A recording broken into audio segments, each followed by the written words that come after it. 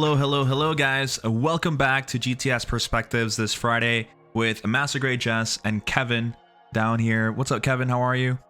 Hey, hi everybody. I'm good. Well, a little upset, but overall I'm good. Why are you I had upset? my skip order just came in and it was completely wrong. Oh no, Oh Yeah, my no, God. no, I'm upset. F's in the chat. Yeah. What? Okay, well, aside from that obviously sad news, we have a very special show for you guys tonight. With us in the house, we have Liam from Millennial Model Mayhem. How are you, man? I'm good. Thanks for having me. I'm excited to be here on GTS. A little nervous, maybe. Don't worry about it. You're fine on your videos. You'll be fine on here. But guys, we have, like I said, a very special show planned out for you guys.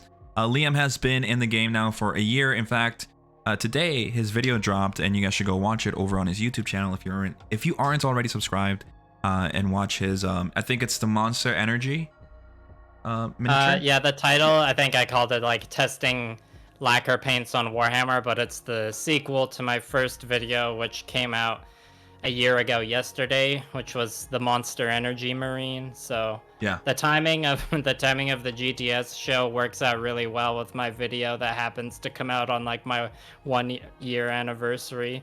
And that's it's the sugar-free Monster Energy Marine, so it's the Monster Energy Marine Zero Ultra. Nice. Well, Yeah.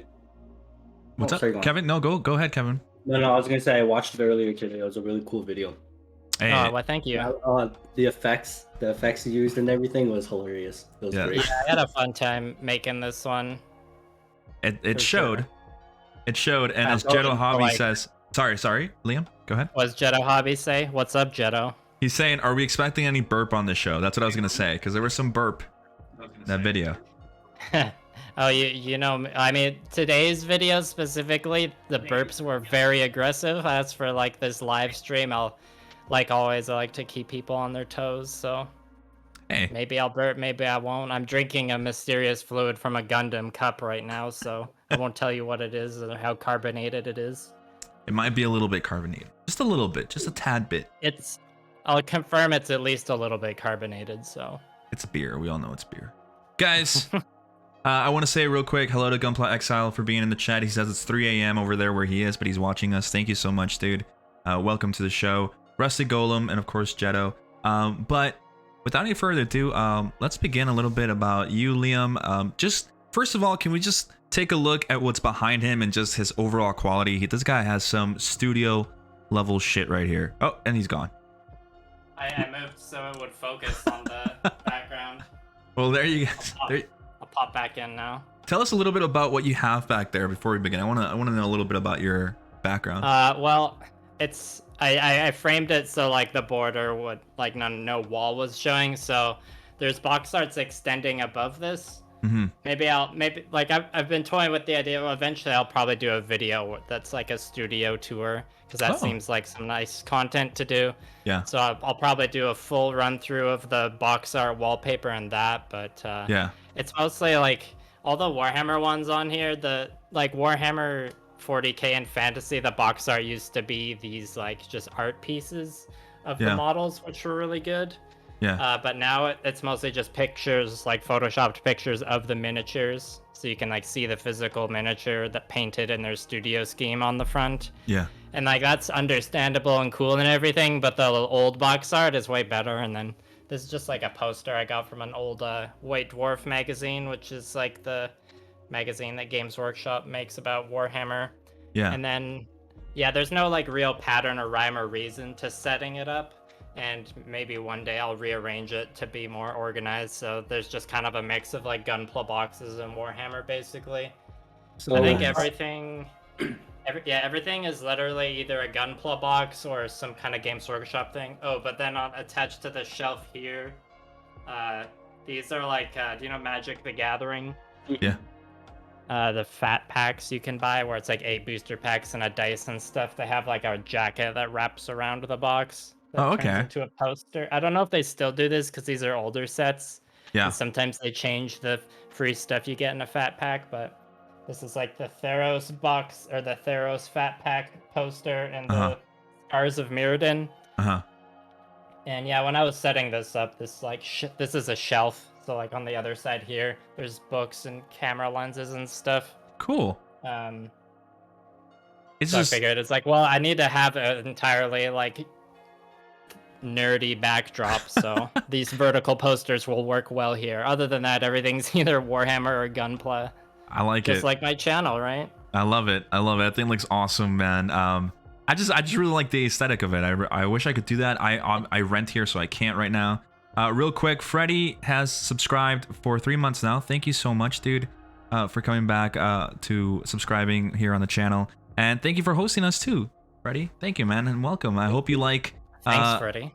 I hope you like Liam's backdrop. What do you think of his backdrop, Kevin? I was gonna ask, how long did it take you to build that whole? Well, wall it cover? like kind of.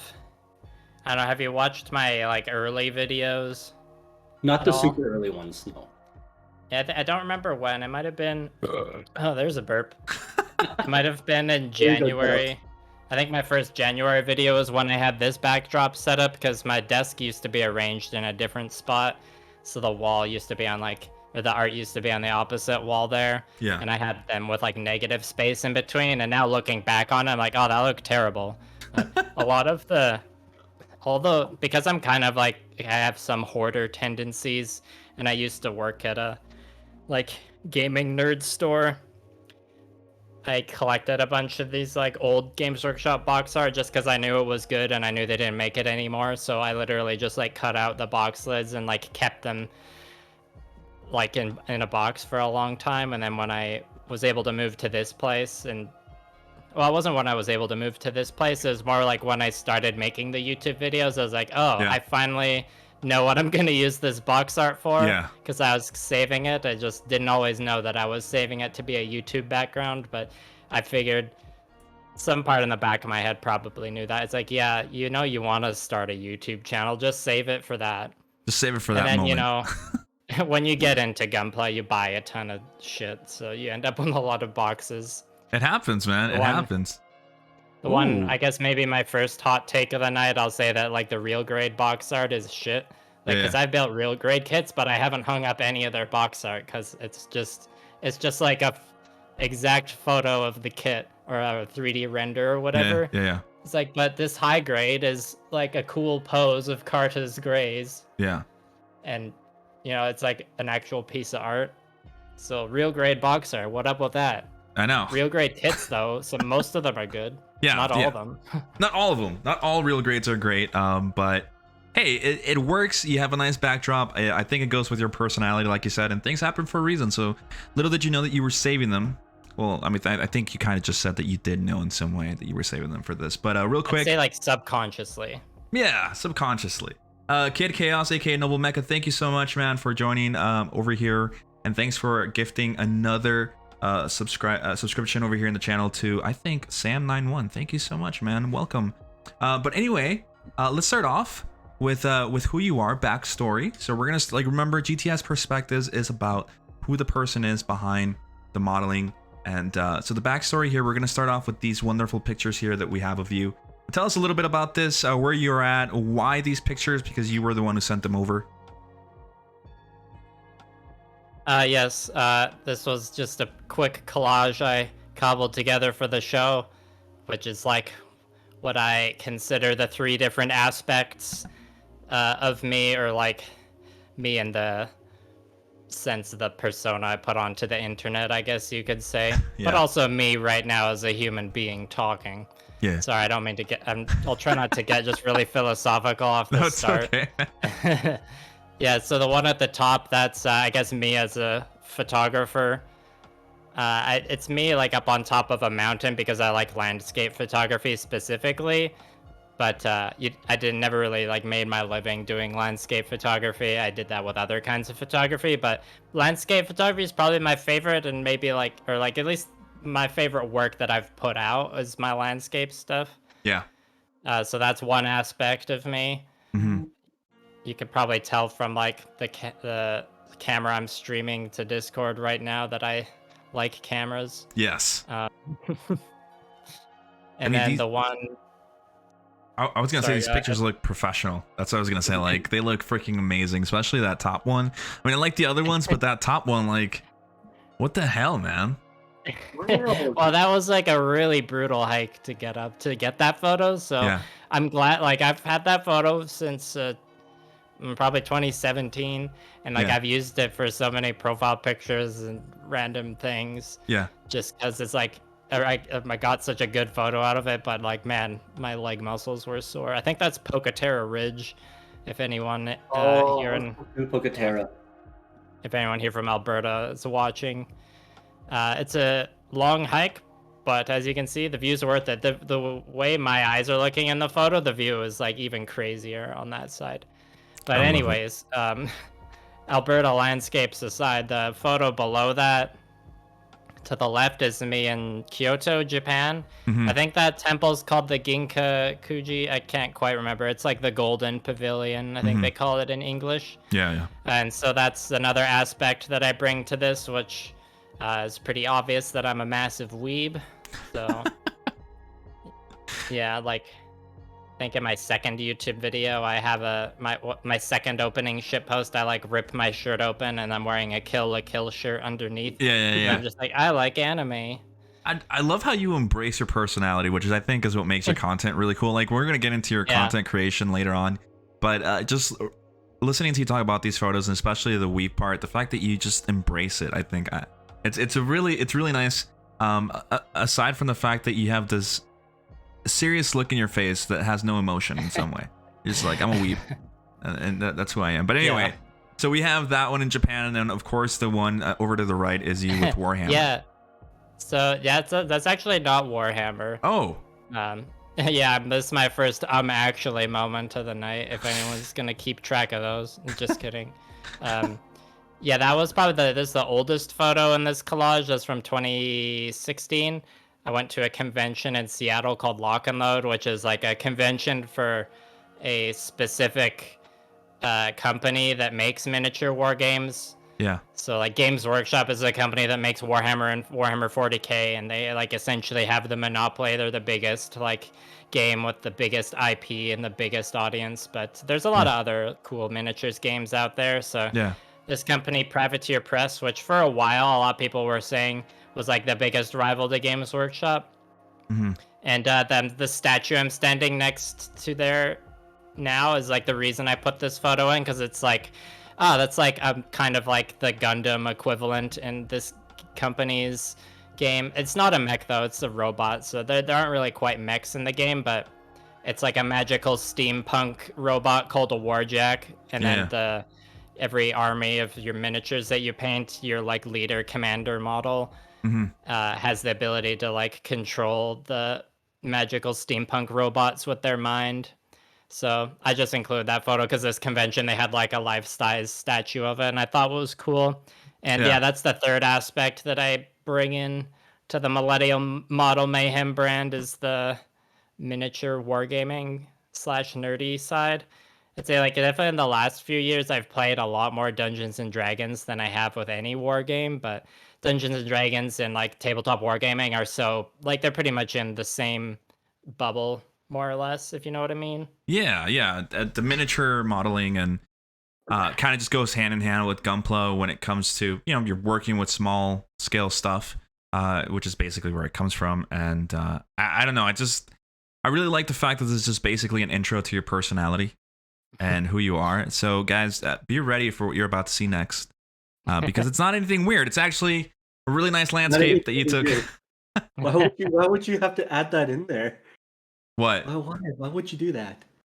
The You gotta landscape? keep the audience on their toes, you Yeah. know? Yeah, this is another, because the photography is such a big thing for me just because it was like how I made my living for a while. Yeah. I was like, okay, I gotta be a little selfish and include like 2 landscape photos. Hmm. So this is one of my favorite photos because it's a sunrise hike. So I had to wake. Well, I like camped at a campground nearby the night before, and then woke up at like 3:30 in the morning, and Hmm. then did this hike. It's called Powder Face Ridge. It's really short. It's only like an hour and a half, but it's extremely steep. but when you get to the top, the view is just really, really good. So it's a good like sunrise sunset hike Yeah, because yeah. it's short. You just like you gotta like your calves are really gonna hurt after. But so I did this sunrise hike, and this was of course in the summer, and I think this was also in 2017. And like most summers, like it was a little smoky. So kind of like running in the middle of the composition, there's kind of this band of smoke that's kind of interesting, and like Yeah. the clouds are really colorful and the way the mountains look. I just really like this photo, so I'm just showing that for no reason. So you're welcome. No, that's fine. Um, Great picture. it's nice to be able to look into the person, as I was going for. Like we talked about this yesterday, and how mainly for the show, we don't like to just focus on Gunpla all the time, or modeling. What we do like to see is who you are as a person, which I think is one of the better things to do, is just kind of focus on. Watch me hate. Yeah, so we have here's the problem with see what's going on here. Sorry guys, real quick. So I'm gonna turn off the notifications of people who are. I'm gonna turn off the alert box because there's this bot thing that keeps fucking following us, and it's so annoying. It's like it has Haas00312 hate, then watch me. I have to do what Sean did, which is literally block Damn. this thing. I'm so sorry, Liam. I just had to No, kind it's all of announce good. that. So if you guys follow or do Do something, what you gotta do. we won't be able to hear it. I'll be able to see it on the Streamlabs thing, but I won't be able to. No more notifications. I'm just not dealing with that. Fuck whoever made the bot, piece of shit. But Yeah, anyway, stop, cut that shit out. yeah, because it You're even ruining happens on everyone. YouTube. You know, You're ruining it for everybody. God, dude, Literally, no one wants you here, nobody bots. wants you here. I know you have no emotion, but just yeah. Yeah. Anyways. And then we have this awesome photo of you. Not photo of you, but this photo you took. Now, this isn't in Canada, right? Correct. Yeah. So I got to be just a little bit more selfish and include one more photo, but this one specifically is because it's in Japan, so that's Mount Fuji in the background. This photo is taken at Enoshima, Yeah. which is an island that's like, if you're in like the random Tokyo area, Yeah. the island is maybe like an hour train ride south. And yeah, it's just probably like this from the second time I went to Japan. It was probably my favorite photo from the trip. Okay, that's 2 burps, people. Keep track of That's that. two. That's two now. Okay. Okay. Um, yeah, I got like looked over and my phone was getting a call from an unknown number, so I ignored it, but I lost my train of thought. Yeah, photo from Japan. Yes. I've been to Japan twice, but both times I went, the Yeah. first time I went was because of as a student, but I did a lot of photography both times I went. Yeah. And like that was kind of before I got into Gunpla, but yeah, most of my favorite photos are either from Alberta, like Rockies, or Japan. And this Yeah. is just probably one of my favorite Japan photos. It's hard to pick a favorite photo, it's like picking your favorite kid or whatever. Well, I think the main use of these photos is to show that you enjoy photography, right? Like you said, you like cameras. It's who you are. Oh yeah. And Yep. honestly, this is a great ass photo. Like, no Thank you. shame in showing any of this. Yeah. But at the same time, it's easy for Jess to pick his favorite kit. Because it's a Jesta, right? No, it's a unicorn. No, Oh. fuck the unicorn. This is the Italian one. Real quick. Unicorn's overrated. Yeah, a Kid Chaos Noble Mecha says, I would love to play D&D and just take a chaotic neutral necromancer. D&D is something that I've toyed around with to play, and it'd be really cool to be able to play D&D. We should do that one day. I think it'd be cool. D&D is, yeah, it's been a lifesaver for me. Like out of all the nerdy tabletop games I've played, it's the only one that I've stuck with. Like it's the one I've stuck with the longest. Yeah. And what's D&D has such like a broad range of ways it can be played, which is like it's a strength but also like a weakness, because like a lot of people have bad experiences, or not a lot of people have bad experiences, but like you have to have a really really good D&D game, you have to have a group of people that like all kind of want to play the same style of game, because Yeah. you can play D&D like a dungeon crawler and get really crunchy with the rules, or you can play D&D in a way where it's like, yeah, this is just like an HBO drama, but we're in the city of Waterdeep on the Sword Coast, and there's Yeah. some dragons. The- which is how I like to play most of the time. I'm the dungeon master most of the time, and it's just a mix of maybe HBO drama and like edgy anime bullshit, and then I just bring in characters for the Yeah, meme. Like I made a. Do you know the band Death Grips? I have never heard of Death Grips now.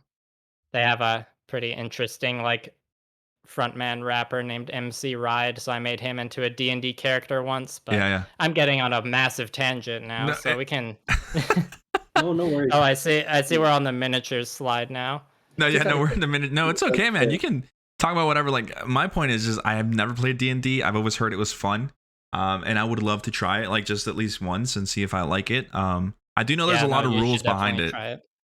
There's less rules than you think. The thing, like, if you're in a good D&D group, you literally don't need to know how to play. All you need to do is like show up with, I don't know, depending on the group, you don't even need to show up with anything because all you really need are some dice and like a pencil and eraser. Hmm. And then, like, for your first session, if you're playing Yeah, with a good group, they'll be friendly to you and teach you how to play. yeah, yeah. And like, you just need to have an idea for a character. I know like role playing and a character is like a big hump to get over, but it's a lot easier than you think. And Hmm.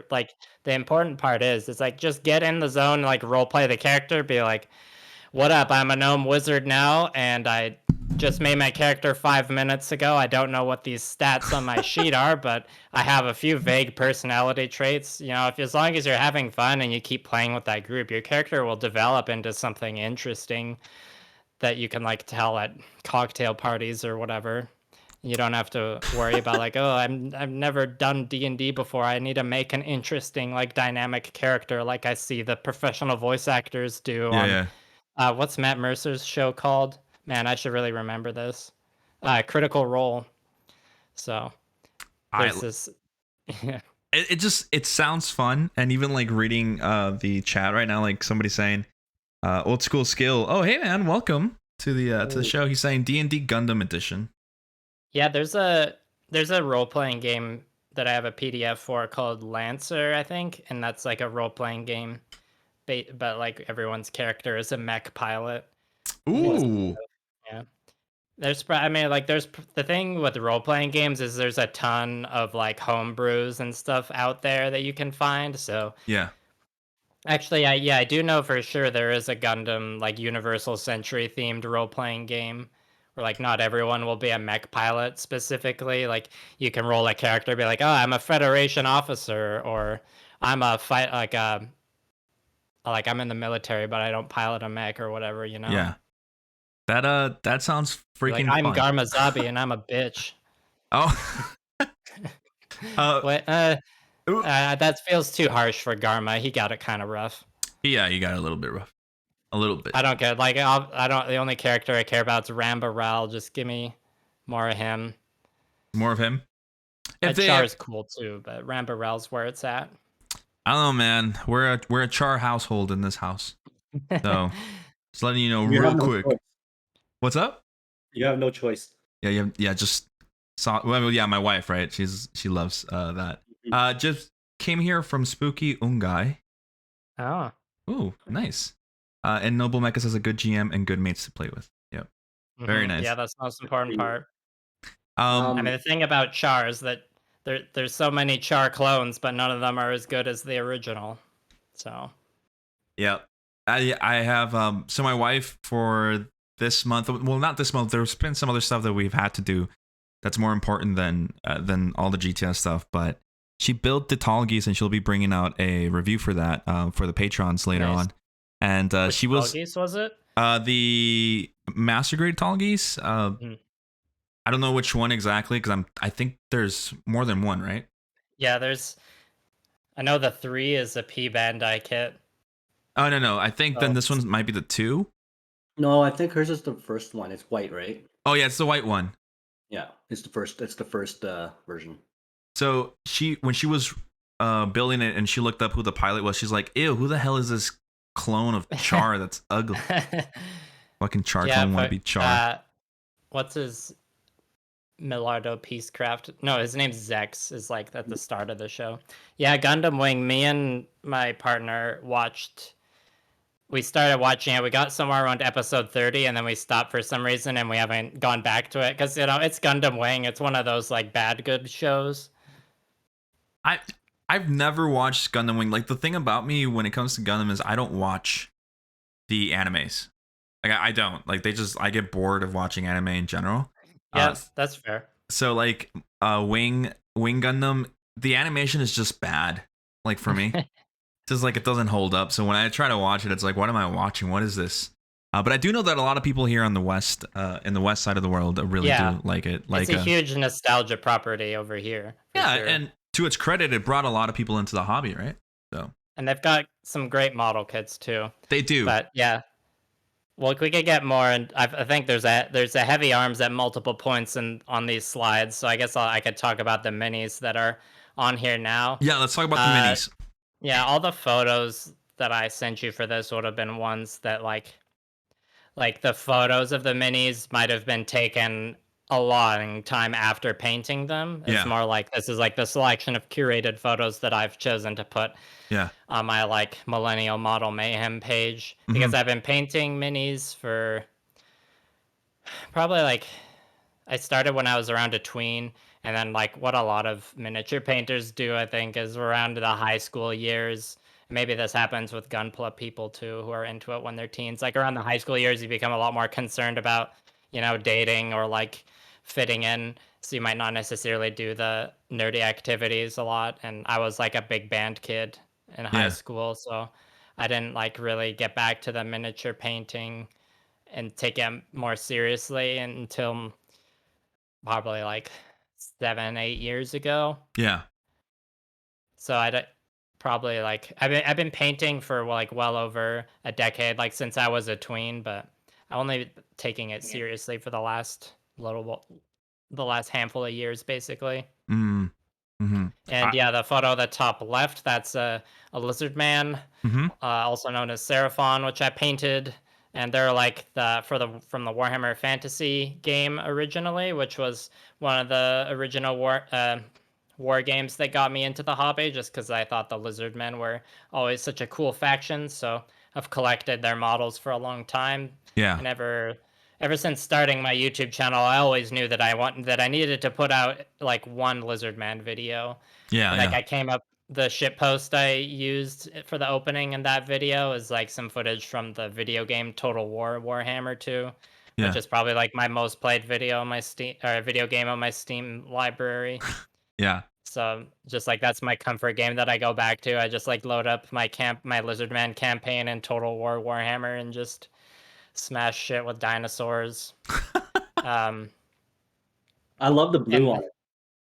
Yeah, and that's like the thing with these lizardmen is like this is me painting to what's like the tabletop quality level, because when it comes to like war games, there's always like a meme or a big problem about like everyone buying a lot of minis and not painting them, or like playing with an unpainted army or a half painted army, just because like most of us are doing this for a hobby. So like I don't have time to paint like all these spearmen. There's so many of them. I have a job.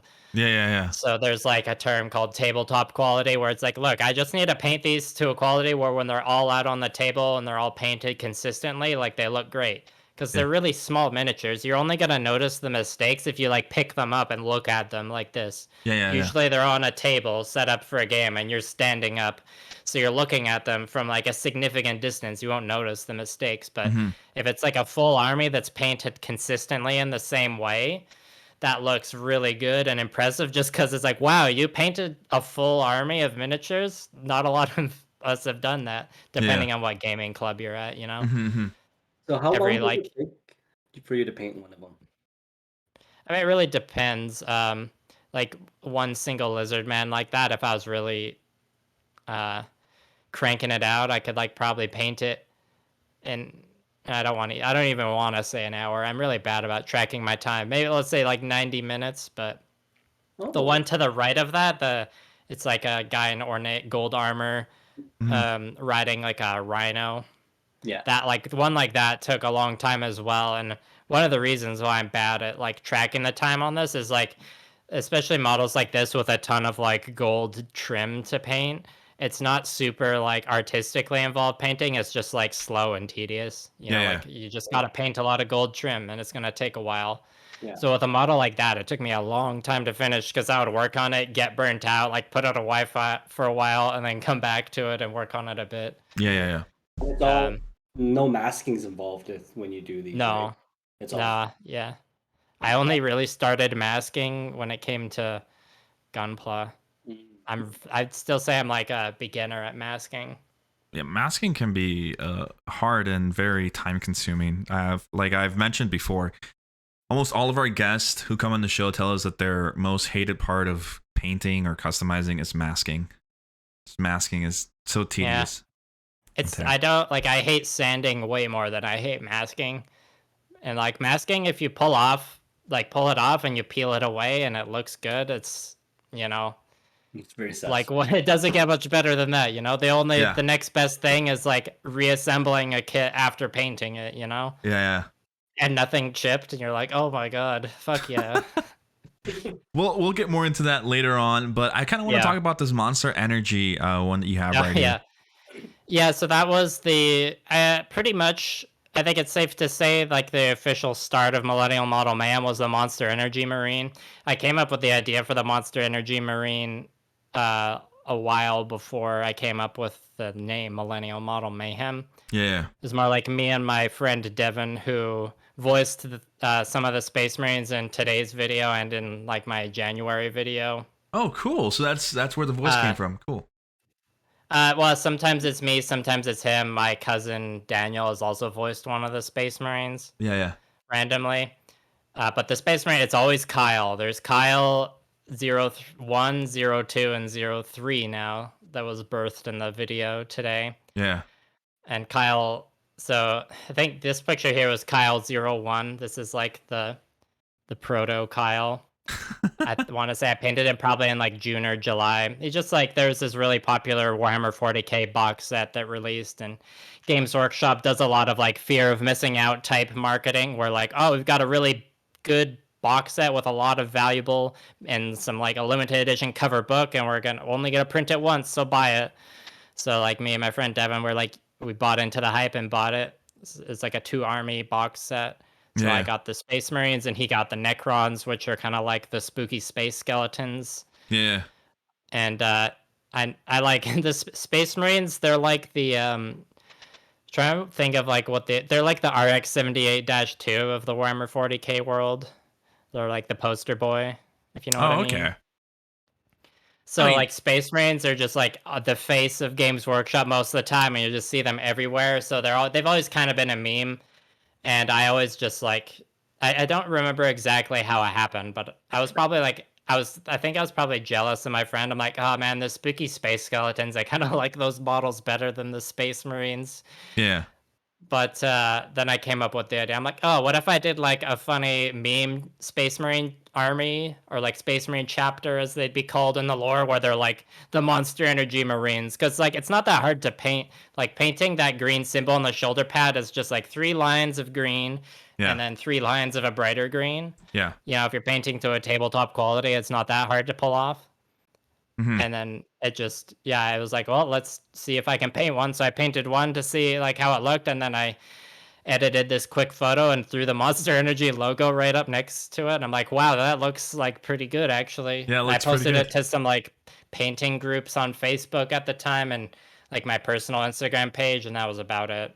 I was still like working, or I think at that point because of lockdown reasons I wasn't working, but I was still employed. Yeah.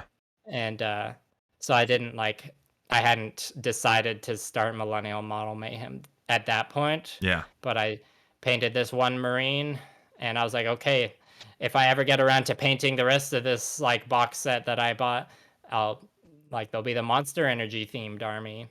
Yeah. Well, I mean, I like you said, this is basically the birth of Millennial Model Mayhem, and your YouTube kind of career.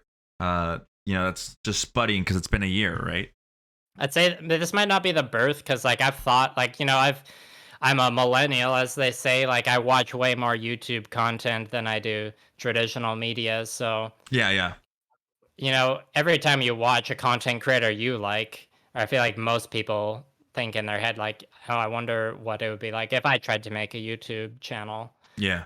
Yeah, I So, see. but this like Monster Energy Drink was probably the spark The for it, spark. I'd say. Not I the like birth, it's the spark. I like that description right there of this. And again, what we're seeing here is your basically your backstory, right? Where you come from, how you eventually got into what you're into now, which is for one, your miniatures. Because again, like when we get later on the show, we'll talk a little bit more about that. But what we're gonna start off now is your early work, what you first started doing aside from those models, well, those miniature models that you guys saw. Let's start off with this picture that you actually uploaded last Yeah, night. this last minute edition. I like dug through the folder on my phone that's like the transfer of images from the last two phones. Yeah. And I'm like, oh, there it is. This is like the first. I feel like probably there's maybe one point when I was between 8 and 12 years old. I probably built some sort of no grade kit or like bootleg I got at a random flea market Yeah, yeah. that I no longer have. But I'd say it's safe to say this is probably like the first Gunpla I ever built. I got it from Oda Fest, the anime convention in Oh, Calgary in cool. 20. Oh, geez, this one was probably it's 2016 or 2017.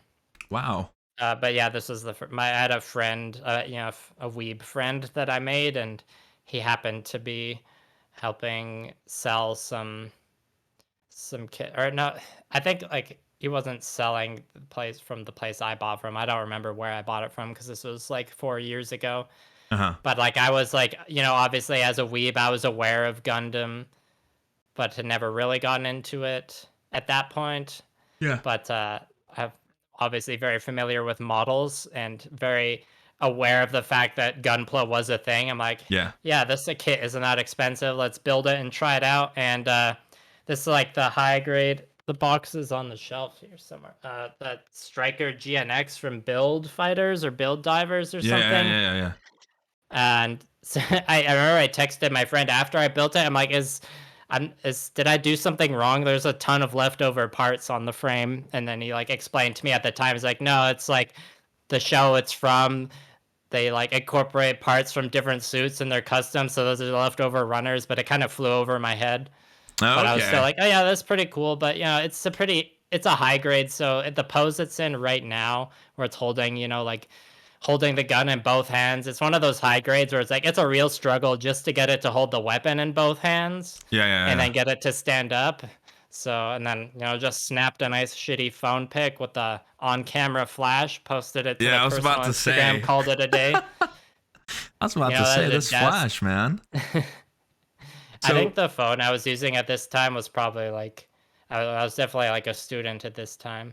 Not that I'm like my money situation has changed much since then, but I think I was using a particularly crappy phone at this time, which nothing makes crappy. this photo just the perfect one to put in at the beginning of the slides, Yeah, yeah, yeah. No, this is it. So basically this is your first Gunpla kit that you ever built.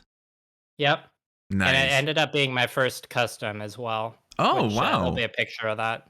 Well, the thing is, you kind of, since you came from the background of miniatures, you weren't afraid to put, paint onto a kit, right, and onto plastic. Yeah, well, and you'll see, I'll explain in like the next two photos how Yeah, like at this point the gunpla and the miniatures were very much separate things for like a specific reason. yeah, yeah, yeah, Like because miniature painting's fun, but like anything, if you do a lot of it, you'll get burnt out most of the time. It depends on what kind of person you are, but if I paint a model with a ton of gold trim, maybe after the next hobby thing I want to It's do another is one. just Three. three. Yep, we're number 3. So for a while the gunpla was just like, oh, I can build these models and they go together Yeah, yeah, really easily compared, like even if it's a crap like the real grade gold frame of Matsunina. yeah, I yeah. bought that at Odafest the year after, Mm-hmm. and I thought it was a pretty cool model kit at the time, but it was definitely really flimsy and I had to glue on some of the tiny parts. Wow, And really? as being in the gunpla hobby now, I'm like aware. It's like, oh yeah, that's early real grade syndrome. Those Yeah, kits yeah. are like pretty bad for like stability and stuff. And So I wasn't super like I always knew it's like yeah I could definitely customize these if I wanted to, and I was aware of the fact that people did. But Yeah, at yeah, this point, I'm like, no, these are what I build when I am like doing something that's not miniature painting. You know, yeah, yeah, I'm like the kind of person where like I can't do the same hobby over and over again. I gotta like switch between different ones, yeah, and that usually that ends up in me just collecting too many different hobbies. yeah. Which can be a bad thing, Um, right? yeah, So, real and quick, then Power Shark yeah. says it's Liam. I'm a huge fan. So there you go. He's in the chat. Why, So hello, Power Shark.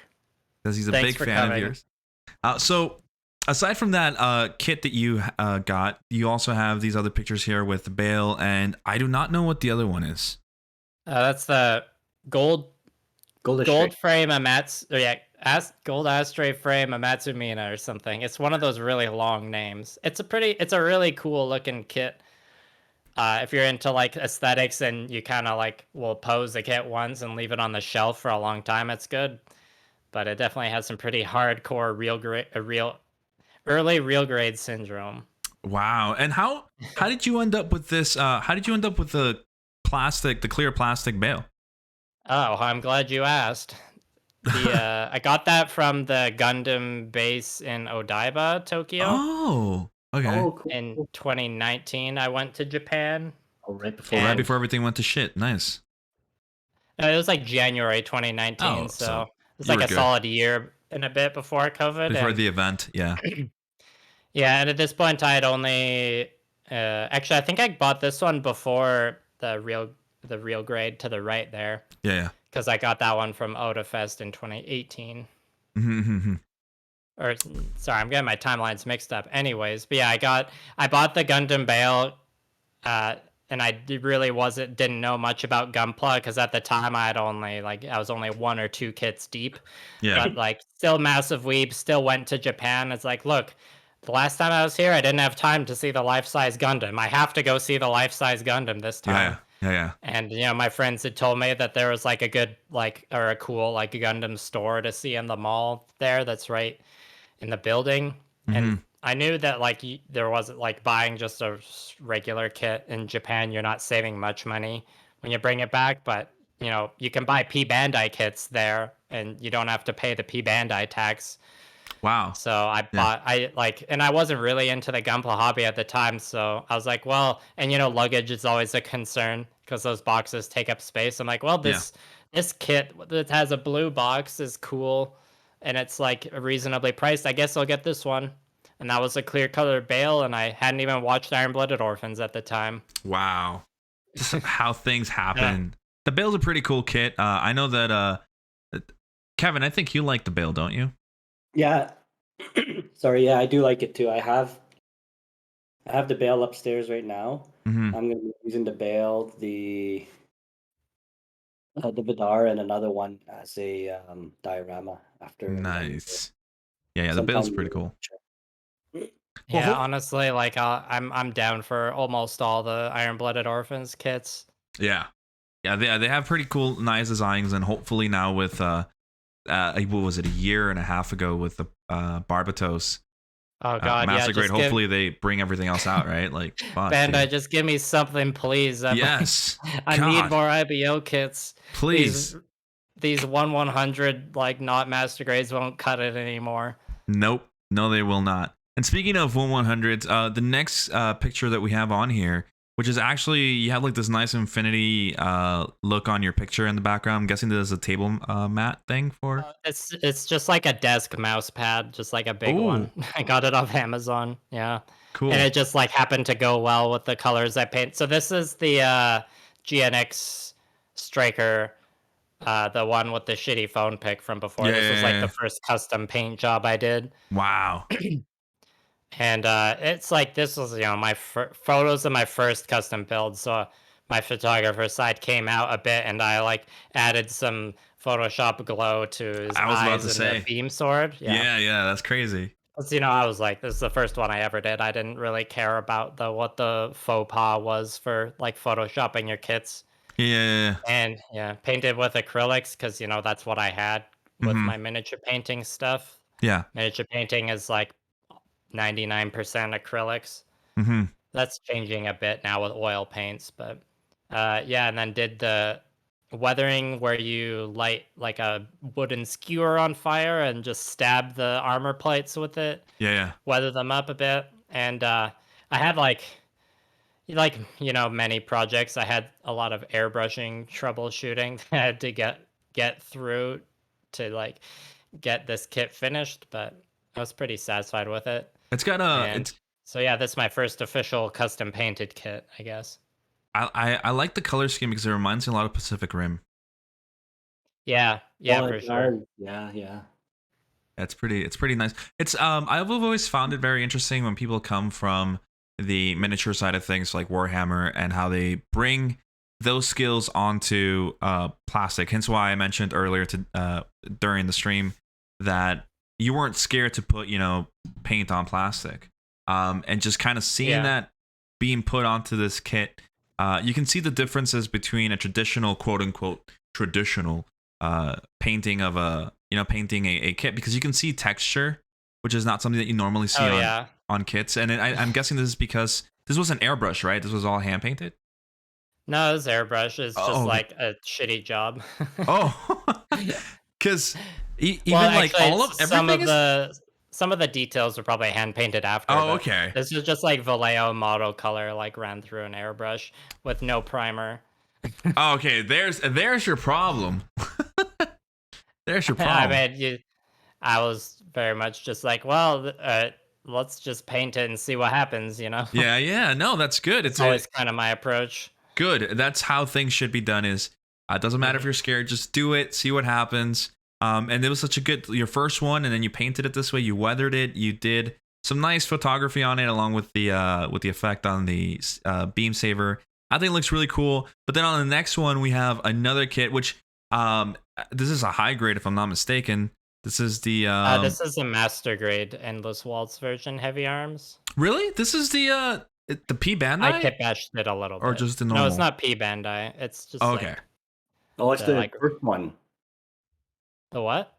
It's the first. Is it the first heavy arms that came out? I think so. It's like from the same line as that like popular master grade where they got the main cast of Wing Gundam Ah, okay, okay, okay. Now I and know like which ones. the vertical box. Mhm. Yeah, yeah, yeah. Yeah, no, this is. I really like this. I was looking at this last night. I really like the color. Yeah. Yeah, this is my yeah, I think it's my second. Oh, and I was gonna say the GNX did that. I think I customized that around June in 2020, Mhm. just to get a sense of the timeline. I think that's when I did that. Okay. And this heavy, after I did that one high grade, I'm like, all right, I painted a high grade. I did that. The airbrushing was annoying as it always is for me, because Mhm. like have bad luck with airbrushing. But overall, like I want to try master grade now. That seems like the logical progression. The high Yeah. grade, let's Yeah. do a master grade. Uh, and yeah, this one because it was like I gave myself a little bit of leeway because it was a master grade. I'm like, okay, well you can leave the white parts as white, just color swap the other parts that you don't like. Mhm. And I took like one photo with all the hatches opened and like never again, because you can see just like the paint getting like shredded where the hatches are opening. Oh, yeah, Because yeah. like I didn't know that, or I mean, I probably like knew at the time, but like I don't got time to sand this shit down so the paint doesn't rub. I'm like, I'm just gonna do it. I think I Yeah. probably used some weird janky mix of like artist acrylic inks and like random thinner I had too. Yeah, yeah, yeah. And I think this one also had a pretty shitty matte top coat, Wow. which is a recurring theme with me. But it looks decent in the photos, so I posted them anyways. And yeah, I had a little bit of kit bashing on the arm with a knife that kind of swings out. I just didn't really like it that much, so I just kit bashed a little cannon blaster arm for him. Oh, Looks okay, really yeah. nice. I So like that. I'm always like with a lot of my miniatures too. I'm always like, if there's a little thing here and there I don't like or it doesn't make sense to me, I'll try and swap it out. But Yeah. most of the time, it's like lazy kit bashing. Just a few things changed here and there. I don't have a ton of experience doing like massive kit bashing projects where you take two different things and make them look something completely different. No, hey, but the point here is you're dipping your toes, right? Like you're. Yeah. I really like that approach because again, it goes hand in hand to what everybody has said before is you have to just do it, right? Whether it's and even just a little bit of a change on a kit, like what you said with the little gun that you put on top on the wrist, on the right wrist, it makes it look so much better, you know? Yeah, when you take part of that kit and make it uniquely yours. Exactly, which I think is So, the main and that thing is the mm, emotional bond you forge with that plastic just gets that much stronger, even if all you change is like one thing. yep. And I can start seeing like where you're gonna start going towards your style, Oh yeah. especially with the what we saw with the Monster Energy guy that you did, the Space Marine, Hmm. and you can start seeing like with because I'm pretty sure the blue part here, um, it's got a little bit of highlight, or is it the light? Is it just the light? I think that's just the lighting. That blue on the heavy arms is just Okay, a solid color. okay, I like So I okay. that. think that's just the dramatic lighting I've got going on. Yeah, it's looking. Hey, man, it was looking great. And the heavy arms is not one of my favorite kits ever, or even just builds in general. I think just in general, the Wing series doesn't have. They have some cool ideas, but I think the heavy arms is just Yeah, it's it's a just little janky. yeah, it's a little weird. I've Uh, never really knew what to think about this kit. I know that Derek loves it because of the guns, but it's I'd say for a first master grade, it like wasn't too bad, or like that line of Wing mhm. Gundam kits. I would recommend that for like, or my partner, she built the like Death Scythe Hell. And that was her first master grade, and Yeah, seemed like a solid place to start. But yeah, yeah. this exact master grade here, like speaking of this shitty like paint job and top coat, it gets repainted later on down the line. This exact model, so. Oh, okay. Well, let's get going on then, because the next one over, we start to see that some really cool, um, what's it called, painting on this. This is the Barbatos. Yeah, so this is one of the shops in town. I was just like browsing their online catalog, and they had this P Bandai iron blooded coating Hmm. high grade Barbatos Lupus, Yeah, yeah, and then this was probably the week before or like the week of. I was finishing the Monster Energy Marine video, and then I got the idea for because I knew the whole like starting the YouTube thing. I had like lots of inspiration from the miniature side and the Gunpla side of content, so I knew I wanted to do videos about miniatures and Gunpla the whole time. yeah. And so I saw this iron blooded coating and then got the idea for the video to do the Ghost in the Shell Gundam because I've always been a big Ghost in the Shell fan. Yeah, yeah. And the shading on the iron blooded coating just like gave me some industrial like Ghost in the Shell vibes. And I like also came up with the idea, or like I started like formulating ideas for the video edit in my head of like, oh yeah, I can like make some stupid joke about the random DVD box sets or like manga I have, and yeah, started forming the ideas for the ship post. And once I had a solid enough idea for the video, I'm like, I bought the kit.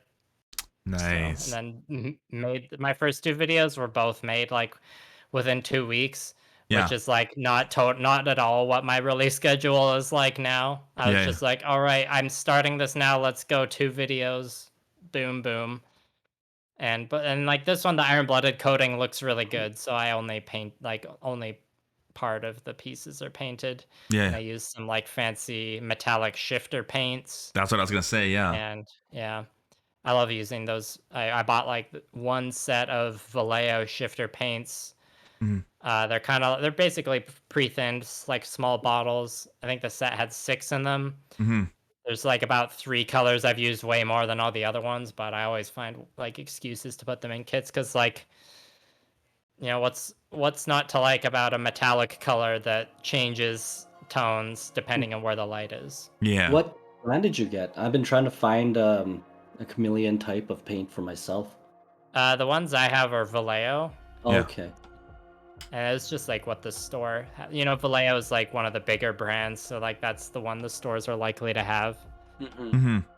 I know like Turbo Dork makes ones, and I don't know what the recommended like enamel and lacquer shifter paints are. I only really have heard of the acrylic ones. Okay.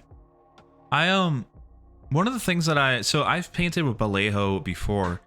I personally, I find it difficult to work with, but even the ones that are supposedly, I say supposedly because it's just my experience with them.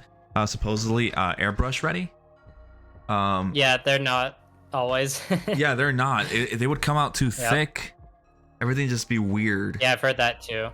Yeah, Vallejo is like, I haven't really had that many problems with them when it comes to painting miniatures with brushes, but airbrushing is a bit of a different story. Yeah. I still use them like sometimes, but Vallejo definitely leans more towards the miniatures side for me. But you know, like when I was starting, like at this point, I had never even painted with lacquers before, so Yeah, I can definitely see that. Gunpla Simon Lamb. Hey Simon, hope you're doing well, man. He says Moto does lacquer version of color shifting paint. So there you go. Yes, yeah. There you go. I've heard that's good paint, right? Yeah, the Moto. Moto. Yeah. Cool. And yeah, with the Ghost in the Shell Barbatos video, I quickly learned my lesson with my first video to like do an overhead camera instead of like kind of off to the side, weird diagonal. And so I tried to like dial up the aesthetic a lot more in the second one. So that's why the photos are like super, like just over the top with different lights in the background. Yeah. And stuff. My photographer side coming out again. Well, it looks really cool. This picture on slide 14 looks like there's like water on it. Is that just dust? That is what? No, that's literally water. I have like I'll just show you. Because that's pretty cool. Looks like it's just like this spray bottle. Oh, cool. Sprayed in the background. That's like a trick I learned from doing like portrait photography. Wow. You can like spray it behind it, and then the light behind it lights it up to make a mist. So that's me just like, I know this kid is only partially painted. Distraction with a mist in the background. Yeah. I like that. I like the Barbatos is always cool. But something that's cooler than the Barbatos is definitely the RG Avas over here. Yeah, I made sure to put in at least one picture of the Ava just for you because I know you don't have that kit yet. No, I know. You probably. I knew there was something behind this. God damn. I still need. This is like I only repainted the orange sections into like I think that's model color bronze, and then I painted like the eyes a little bit as well. But then that's just like the plastic, you know, with a good sanding job and a top coat, and panel line and all that. Yeah, this is the last one I need. Fuck. God. Yeah, the latest one that came out looked pretty nice. The Mark 6. Yeah, the Mark 6 is really good. Yeah, it's really nice. I don't want to deal with the hips again, so I probably Fuck those hips, dude. Glad I called them out in that video. Fuck those hips. I love them, but they really got to change them. But anyway, so one of the cool things though here that you mentioned is the eyes, and I saw that when I was looking through your pictures. When I zoomed in, it's like a little blotch of like fluorescent green in some way. Yeah, that's literally all it is. That's just like one dot of Vallejo game color livery green, I think. Yeah. That's awesome, dude. That's really cool. Yeah, sometimes like all you need to do is just a little thing. It's a little thing, yeah. I love it. And then of course, in the next one we have my favorite Master Grade kit ever, which is the Master Grade Barbatos. Yeah, everyone's favorite Master Grade.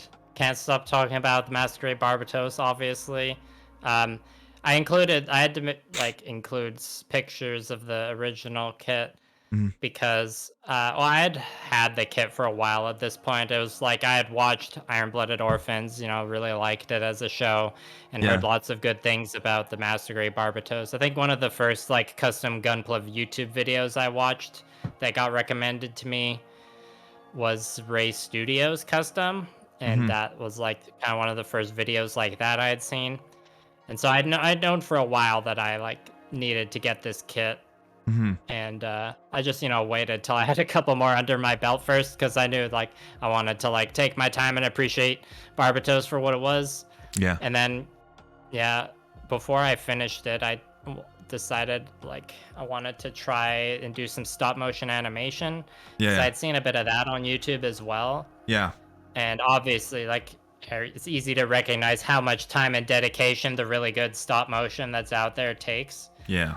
And I didn't want to you know, fully dive into that, but I thought stop motion was really cool, and it's like very adjacent to photography because you use cameras. So I thought I gave myself the little challenge of It's scary. using Barbatos and a stop motion animation so I could make like a intro for my YouTube videos. Yeah. And the intro went through one revision, or like it's gone through a couple revisions now. Yeah. But yeah, I'm super happy I did. And yeah, the Barbatos is just a partial repaint like the Ava, because I don't really like the way the yellow pieces look on Gundam kits all the time. So Yeah. painted it gold, put all the stickers on there. I gloss coated the inner frame and matte coated the outer frame, and then like went in and re-gloss coated the like pink power symbols. Cool. I Because I knew I wanted to try stop motion with it, so I didn't want to put a bunch of paint on it. yeah, because you're gonna be moving it Because- around. Yeah, and I was still painting with acrylics at the time, so I'm like, yeah, there's no way I won't chip the shit out of this if I like try and do a Yeah. stop motion for the first time. Well, that's the And problem also, with like acrylic. Barbatos just, yeah, and Barbatos just looks good inherently, so you don't even need to do much work to make them look even better. Barbatos is just a sexy ass kit. In fact, I kind of wanted to ask you now that we're on this one is what are your thoughts on the build of the Barbatos as compared to other kits that you've built up to this point? That's a. I mean, it's hard not to just like gush about it, you know? It's I want you to compared gush. to, That's like, what I want. I haven't built, like, I'm still consider myself a little bit of a novice when it comes to Gunpla. I built like a few master grades. Yeah, Barbatos is definitely like, it's the only one that has silver colored pistons that move, Mhm. and it's the only one that has like. Well, and it's also hard to compare because the design of Barbatos is like a lot different from a lot of other master grades Yep. you see out there, and like the RX-78 doesn't really do anything for me, probably just because it's such like a cultural icon. I'm kind of desensitized to it. It's like not that exciting. Yeah. But the Barbatos is like, oh, that's like the RX-78, but if it was like actually cool to me now. I don't know if that's a hot take or not. But No, that's fine. I mean, I know I've Kevin shit on the agrees with you. RX-78. I- I've I shit on the totally agree with you. RX-78 before, so. Kevin agrees with you. Kevin hates the RX-78 too. But I will say, building that PGU is amazing. Yeah, perfect grade Oh, yeah, unleashed I'm is sure. sexy. All I'm saying is, I'll buy it when it's a perfect grade unleashed Zaku. So Oh, Kevin now is gonna disagree with you because he hates Zaku's. that's too bad. You're missing out. Kevin, No, Those beautiful curves. that's why I don't like them. that's It's the exactly why he curve. doesn't like him. Yeah. Yeah. See, Especially Barbatos the- is good because yeah. Barbatos has curves, but he's also edgy. Yeah, he has. Yeah, like Luna Maria, I like that one. I like that one because it's Yeah. not so creepy, right? Well, my question to you, Kevin, is what did you think of the Barbatos when you built it? Because you've built a lot of kits. It was such a fun build. It was really fast, even though I painted the pieces, and I don't know if this guy has it. I don't think I'll ever get it back, but Oh, you'll get it back one day. I need One it. day. I need it for the video coming out late, probably next month, which is a huge ass video on the Barbatos. It's probably gonna be an hour long now that I think about it. But yeah, no, it's I really liked it, building that one. Yeah. I was literally gonna put it aside for a long time, and then Jess was like, "I need one built now. I need it for my video." I'm like, "Okay, fine. I'll do it right away." So I rushed through it and then give it to him. He's like, "Oh yeah, I don't need it right away." I'm like, I told him. I even have the message. I don't need it right away, but he like did it like in a day. So it's not my fault. Yeah. Sometimes it just be like that. Sometimes- Yeah, what I will like, I'd say like at the end of the day, what I can say about the Master Grade Barbatos is like it was that kit specifically that inspired me to try making some stop motion animation. yeah. Just as like, I don't know what else there is to say past that. That a lot Okay. of other people haven't already said, you know. No, it's fair. It's fair. Yeah. I just like to hear what people have to say about the kit because there are different opinions, right? There are people who hate the Barbatos, and just there are people who really hate the design because there's no armor on the waist and a bunch of blah blah blah blah blah. And then there are people who Yeah, really like well. it. So there's a lot of I think that was one of the main arguments: is the no armor around the waist or the waist is too thin. yeah When Yeah. the whole series first came out. yeah Yeah, no, I can get why people would complain about that, but I tend to not think very like practically and realistic with my mechs because it's a mech and like it physically can't exist in real life anyways. Yeah. Yeah. With all that being said, I need to make sure I go to Yokohama to see the moving RX-78 before it closes March next Yeah. year. So 2022. yeah. It's a That's real so- shame that isn't a permanent installation. Yeah. Yeah. And with everything going on right now, we may not even get to go. I hope so. I'm still. I got my fingers crossed. Hopefully. But Yeah, I was supposed to go originally last winter, and then shit. got pulled away, and then Yeah. we're gonna go this winter. But now we don't. Now that my friend had a kid, so we can't go. So we'll see. Okay, we'll have to There's go. still time. Still time. Technically, but it's still like I don't consider it a 100% guaranteed thing that's gonna happen. Yeah. But I'll do my best. Yeah. We'll see what happens. But on to the next ones that we have here. I'm gonna go through them a little bit. These are the Warhammer Yeah, we ones can that go you through sent. these fast. So again, what I really enjoy about Warhammer kits, or just the miniature. You guys don't call them kits? You guys just call them miniatures, right? Yeah, like I'd say most of the time people say minis, Yeah. probably. So the minis here, what I really enjoy about them is just the small details that they have. Like for example, on this on slide 19, the one to the left, the toad looking one, goblin. Yeah, that's from my Lizardman army. That's like one of the commander, like general type units you can have. It's like a toad wizard that sits on a floating stone chair. Yeah. It's just Pepe the Frog, kinda. You did such a good job, man.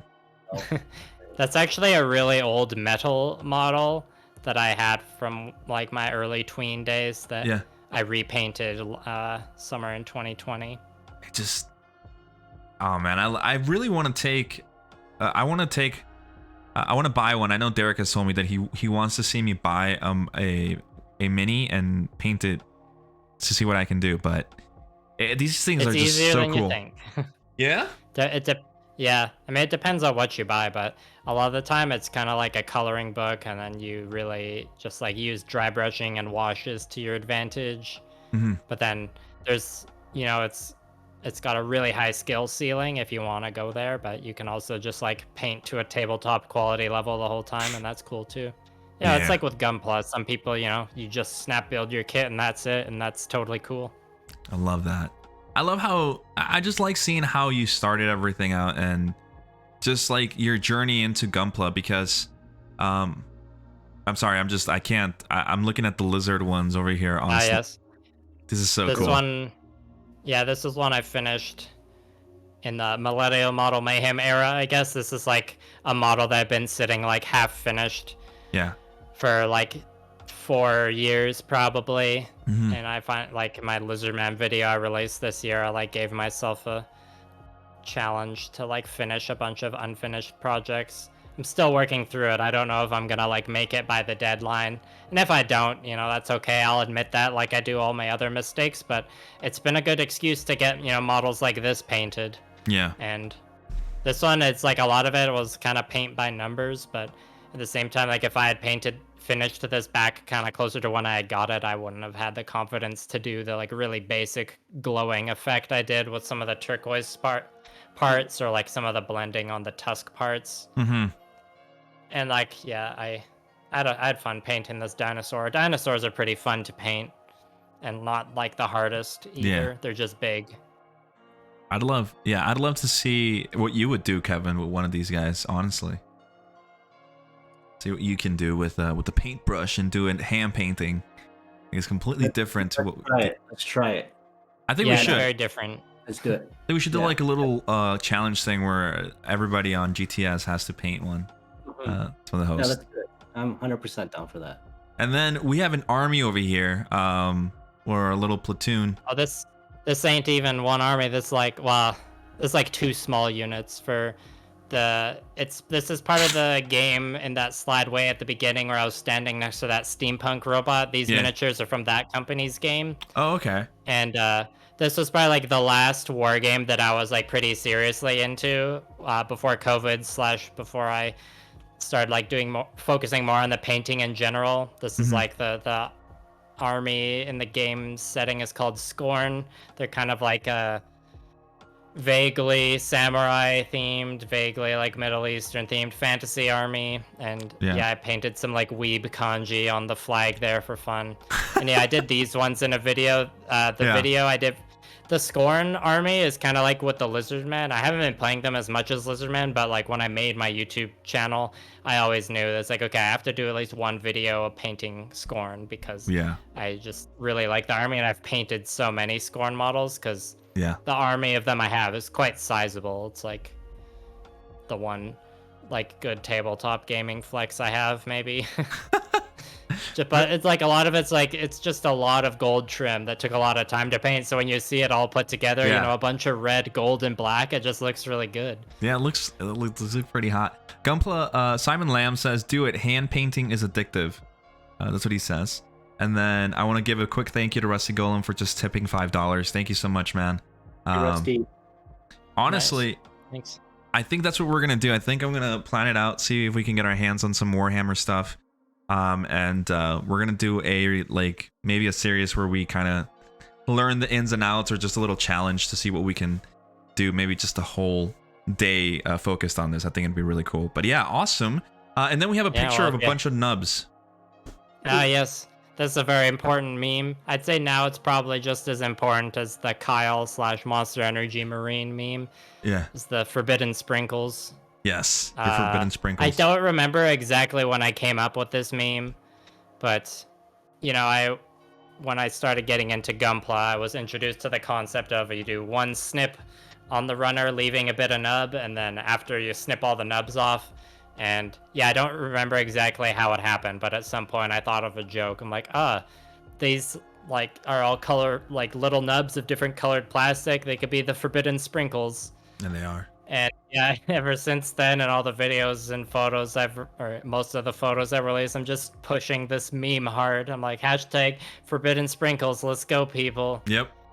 And I've gotten I think Kelga made a joke about sprinkles in one of his video, or like he mentioned it. Yeah. There might have been some other people that mentioned sprinkles. Sorry if I'm forgetting, but no, it's all good.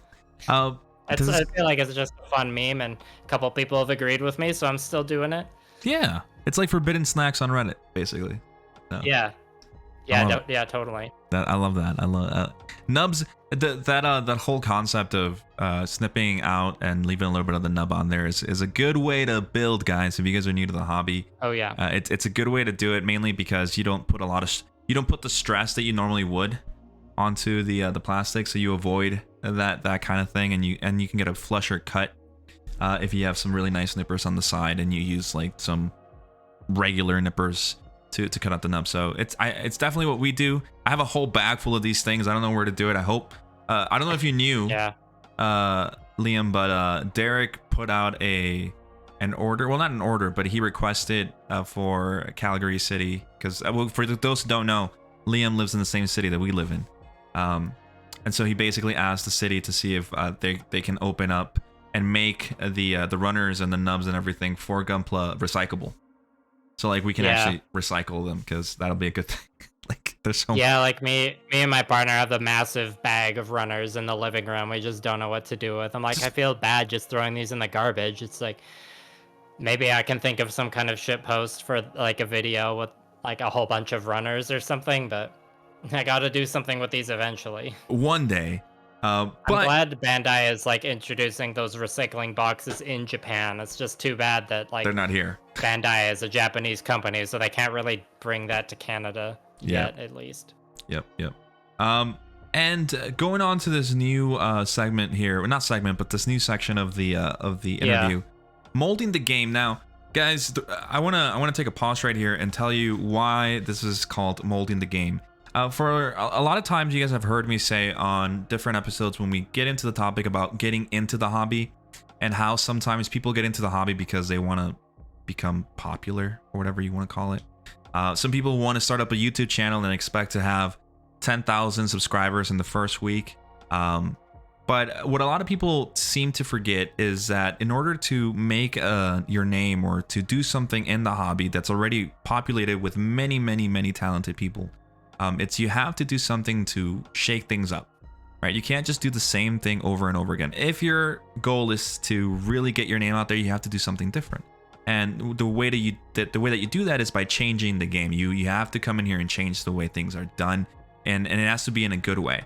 And I think the biggest example that I can give that I mentioned to people is my boy Justin, which I know you know too, Liam. Justin, when he first got into the game, there wasn't a lot of B-roll footage to the style that he does it nowadays, which is very showy. You had B-roll footage from like Endmaker, from Ray, but it was more kind of like the inspirational kind of way of looking at things, like more artistic, as opposed to Justin's perspective of doing things kind of showy, like if it was a car show and all of that. That's where it started, and nowadays you see a bunch of other channels who are trying to adopt the same style, even bigger names who are trying to copy it too. But that's what you do, right? He came here, he changed the game, and he has done it. Same thing for Otaku Builder James, who's a friend of the channel's. His LED, right? He changed the way things are done that way because he put it out into the limelight that you can do this with these kits, and that's his thing, right?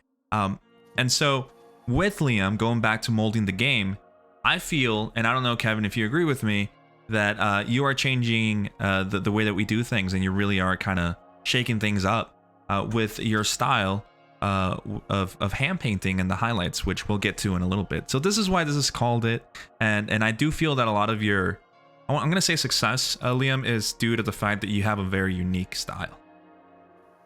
So I don't know what you think of that. Some kind words. Yeah, well, the Sengoku Astray that's like on screen right now, this is like an important milestone for me personally, because this was like my first video at the start of 2021. You know, I have that New Year's mindset that we all do every year. Yeah. It's like, yeah, let's get it, let's go. Yeah. And then like I did, and this was also my first G Paint build, so it was my first time using lacquers. Yeah. You know, the G Squad thing was happening at this point. Yeah. This was like the third video that I had like the G Squad logo in, but yeah, and then like I was doing this totally as like a serious customization and stuff, and planned everything out, and then it ended with like a pretty shitty matte top coat, and like I was feeling like total garbage that day. But then I, like how I do with all my, or not all my mistakes, but how I try and do with all my mistakes now is just turn it into like a funny bit for the video. And so I came up with like a good shitpost surrounding that matte top coat, and managed to like salvage it into like a 7-minute 30-second long video that turned out honestly like way better than I thought it was going to. Yeah. And like if I hadn't messed up the top coat, the video would have been way less entertaining. And this video was all like, it was the first of my videos that started gaining actual traction. Like I think it was one of the first ones to break 1,000 views. I think like part of that's probably because it was short, and probably just like my joke writing was good in it, and it like grabbed people's attention with like the humor of it. Yeah. And yeah, so that's a very important, I feel like this is like the start of when I started to kind of formulate that, what I wanted my content to be, or what I wanted to do with it. Yeah. It's like I've never really seen myself as being like pro skilled or like have a really high technical ability. Yeah. But I was trying to like recognize my strengths, you know? It's like I feel like some of my strengths are coming from making the entertaining, humorous, engaging content. You know, like the modeling side is worth considering too. I need to put in effort there as well, but yeah, at the end of the day, I want to make people laugh while they watch my videos. And that we do, Liam. Kevin, what do you think of this Astray? I know that you're a big fan of the Astray. I really like it. When I was looking at the pictures last night, because I have one built also, but I used a different type of red shading to it, and I was thinking last night, I'm like, it would be so cool to have these two with like just a small photo op, just mine and yours. I'm just thinking, like, where the hell is my Astray? It's that gone. shoe. Oh, it's a shoe? Oh yeah, I think I've seen it there. It's like I went to shoes sometimes. Shoe forever. Oh yeah, I should also say this video is the start of my like free shading technique, as I call it, because Yeah. my main like gimmick of the video when I was planning it out was like, oh, I wanted to try some experiments kind of around pre-shading, but I want to try and do it with a paintbrush instead of doing it with an airbrush, because Yeah. I'm just more comfortable with a paintbrush than I am an airbrush, and my dual action airbrush was still broken at this point. It's like there's only so much you can do with a single action airbrush. So I Yeah. tried that out on this, and I'll explain more about the free shading and like some of the later pictures. But that's kind of like a side technique I practice or like experiment more with when Yeah. I'm not doing the hand painting style, because Mhm. you know, like I was saying before with the hobbies, if I did every single build in the model mayhem style, as I called it, like I probably would get burnt out with it. So it's Yeah. important for me to try and switch things up. For sure, it's important to change things up, and it's a lot. It's more important with how Rusty Golem on the chat said. He says there's a lot of modelers and YouTubers that I don't watch anymore because they always do the same thing. It's important to keep it fresh. It's important to keep it fresh. I know I feel the same way about a lot of people that I used to watch on YouTube, which watch the video and it's the same video as before. So it's a good thing to keep evolving. I like the whole idea that you just mentioned right now, which is trying something different, because even you as the person actually doing the work, you can get kind of bored, right? And so you're like, all right, time to change things up. And change things up you did on your next kit here. Tell Yes, us. this was Yeah. the first at this time I hadn't come up with the name like model mayhem style. I was just calling it like Gamma Wolves style, because I was putting it or painting it with the intention to use in a tabletop game called Gamma Wolves, which I've mentioned in a couple videos. Yeah. And this was like, I didn't do this build on camera because I wasn't sure if it was gonna work. Yeah. I'd watched like a lot of Sanosuke's videos, and also just like kind of let that stew with everything I had learned about miniature painting and like what I personally like about painting and Gunpla, and then the tabletop game Gamma Wolves itself. So then I kind of like took all those ideas I had and executed it, and ended up with this Gray's kit bash, which I'm still very fond of. It's definitely like I've changed the Gamma Wolves recipe since then, and now I call it Model Mayhem style. Yeah. But you know, I still love this high grade to bits. I really like. I mean, well, all Iron Blooded Orphans kits I'm super down for. The Grays especially. Yeah. And yeah, this high grade, the Carthage Grays kit, as soon as I built it, I just like instantly loved it. Mostly just for like the extra pieces it came with, and like how a lot of the armor plates were modular. I'm like, this is perfect. This is like exactly what a high grade should be. And like I've used, like out of all the kit bashing I've done, like I've used a lot of parts from that kit specifically. Well, this came out awesome. Which is why I want a master grade of that. You know? Not a 1/100. Yeah. Well, if I saw the 1/100 Grays in a store, I would buy it instantly. The funny story. Also, no, go for it. I was just saying. Also, a master grade would be nice, please, Bandai. Yes, please, Bandai. Funny story is, if my wife was here, she would attest to this. But the first kit we ever built was the master grade wing, just the wing, and we were at EB Games over in South Center Mall. And we were just walking by, and we had seen the Gundam kits at EB Games. They didn't have a lot. They only ever had like 1 or 2 games, like 1 or 2 kits. And yeah, I've never seen a EB Games with Gundams before. No, so this one did have it, and my wife and I were just looking at like, okay, do we want it? Do we want it? And there was a 1/100 Grace, and there was a 1/100, and it was a master grade wing. And so I ended up opting for the wing, and so we bought the wing. And nowadays you can't find the 1/100 Grace, and we're like, oh. Right? Yeah. Fuck, we should have just bought that one instead. So the one thing me and my partner Blue Parappa always mourn or just despair about is how like no one has a high grade Gushin for sale. Yeah. The like big rotund like thick green guy with like the dumb looking hammer. Yeah. I want that kit so bad, but no one ever has it. Just reprint that, Bandai. I would, yeah. Just give it to us. But going back to this build, I'm almost sure you shared this on the GTS Discord. Yeah, I think so. And I remember, if I'm not mistaken, I think Lexi saw this and she started calling it the Tron. It was either this Yeah, one. no, it definitely has some Tron vibes, both with the color and like the stylized nature of it. I think like in my goof video, I think I do mention Tron, or like imagine you're in like a video game character selection screen. Yeah. You rotate the wheel, and then this graze is there. So like the turquoise is kind of just like the video game floor he's standing on. Yeah. Yeah. It's No, like, yeah, I was just going full style, no practicality. No Even though it's for like a war game where like most people would have kind of like post-apocalyptic feeling like models that are very grungy. I'm like, how about I just put on these like neon mechs? Yeah. And it just works so well. I had never, ever seen this in my life when you posted. Yeah. Like, I had never seen this style. Kevin, how about you, man? You've been in the hobby longer than I have. No, I've never seen it before either, and the one that first time that really caught my eyes was your goof, and I Yeah. really loved the style. It was just absolutely amazing.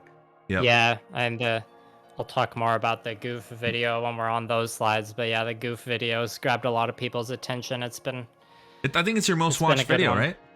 Mm-hmm. Yeah. That was like the first one that, it like blew up. That was the only one, the first one that blew up, I guess you could say. Yep. Going on to the next one here, we have a, I'm pretty sure there's a kit patch, if I'm not mistaken. Yep, this is the high grade G Gundam with the real grade Wing Zero wings. Mm-hmm. This was the idea for this kit has a bit of an interesting journey, I guess, because shortly after coming up with the idea for the Monster Energy Marine, I always kind of like had an idea in the back of my head, like I can do something with Red Bull, to be like a variant of Monster Energy. Part of it was like maybe like a different Space Marine unit in the army could be Red Bull, or I had like some other 40k models that I was gonna paint in Red Bull. Then with the success of my Astray video, I kind of like was getting the sense that my audience was more Gunpla people than miniature people. Yeah. And then I kind of thinking along that line, then I don't remember if I had bought the kits at this point, but at some point I came up with the idea of the Red Bull God Gundam. Mm-hmm. And yeah, using the real grade Wing Gundam's wings, because Red Bull gives you wings. And then I just went with that and ended up with this kit bash. So yeah, moving like I said before, taking breaks, not doing the Model Mayhem painting style every build. So Yeah. this one, it's like, yeah, we're not gonna hand paint a Gunpla this time. We're just gonna do a meme build and make a video about it with a bunch of out of context Berserk memes. Yeah. That like doesn't really have anything to do with the like. I had the loosest or the best association I can get with Berserk. It's like the God Gundam. And then like at the beginning of the video, I recreate the opening to the 90s Berserk anime where there's like a hand holding the Behelit, but I have the high grade GOG hand holding a D20. Yeah. It's like the GOG hand and the God Gundam. That's about as much as I can stretch to give an excuse for including a bunch of Berserk memes in that video for no reason. You just wanted and to then do like a month or two after that, Kentaro Miura passed away. Oh, yeah. Rest in peace. And I was like, what is going on this year? Ah, goddamn. Yeah, I remember when that happened. Everybody was talking about it, but I think he'd be happy to see all the memes and all the fun stuff that you brought it to it. And I think this kit looks really cool. You know what I like about your builds is that they seem simple, but with so much personality. Which is, I think, the main thing. It's like, I can. It's gonna sound super fucking weird, but I can like see you having fun with what you're doing, if that makes sense. Yeah, no, I get what you're saying, and I guess like the symbols on the shoulder pads and like his eyes and the kind of like lights on his shoulders. Yeah. Like I was experimenting with my like painting glow, like the glow effect recipe I used on this God Gundam is the same one I used on the Goof. So this is almost like I use this project as an excuse to practice something. And the I don't know if you've watched the video, but like in the middle of his forehead is just like a dollar store diamond Yeah, glued yeah, it's on just like there. this random, yeah. Just the piece for the head cameras I just lost. Yeah. And no, I'm not even kidding. Like 2 months ago, I found the piece too. I was like going through my like wooden skewers in a drawer, and like the piece was painted and like still stuck to a skewer. I had just No never taken way. it off because it was so small. Fuck. But but just like with the Astray Gundam, if I hadn't have lost that piece and made that dumb like burp joke about like the Eclipse arc and then gluing the diamond on, the video would have been like a lot less entertaining Yeah. if I hadn't have like lost a piece. So Well, I think it speaks to your creativity to be able to bring content out of a mistake like that or something that has happened, which I think is something that we haven't really talked about yet is the side, and something I actually want to ask, moving on with the next one, which is the goof. Before we talk about it, I'm going to leave it on here on screen because I think it's a fucking beauty. When do you consider yourself a Beautiful boy. modeler first and a content creator next, or do you consider yourself a content creator and then a modeler? that's I honestly don't know if I can answer that because I've been working with like creating digital media for like probably about the same amount of years that I've been working with models. Mm-hmm. So like they've both been part of my life, you know, and like at different times in my life, the photography was more of a focus than the miniatures. Like probably overall, working with cameras and like making videos and just digital media in general. Like I did a podcast a long time ago too. I've like always been experimenting with that stuff, but I'd say like I probably focused more on that stuff over the years, and like minis were regulated to like hobby status. Whereas now they're in this like weird zone where everything's kind of mixed together. And the reason I ask is because, you know, we're talking about your videos, and I didn't put them on here because I just thought it'd be weird to watch your videos while we're talking and then have it in the background. Yeah, it's easier this way. Yeah, the way that I see it is, whenever I watch your videos, or I always feel like it's so easy for you to bring content out of like any little thing. Like there's just like it's like, to me, I try to put myself in your position and think, okay, does he plan all this fucking content ahead of time, or does it just come to him at the moment and just there it is? You know, like are you a genius, or like what is going on here? I don't know. I'm not a genius, and to answer your question, I have unsatisfying yes and no. You know, like some videos are planned in advance. Yeah. Some things aren't. Like my video I released today, where like I made a new stop motion intro with the high grade Gundam Flowros. Like that. Like 2 weeks ago, I was planning on just continuing to use my old stop motion and just swapping my new logo in. Yeah. But then I was like, how about I just customize this kit and shoot more stop motion? That won't like add a bunch of extra stress to my schedule, will it? I'll do it anyways. But I'm glad I did because it worked out. I'm really happy with how it turned out. That intro is pretty cool. That when it transforms, it's pretty cool. Yeah.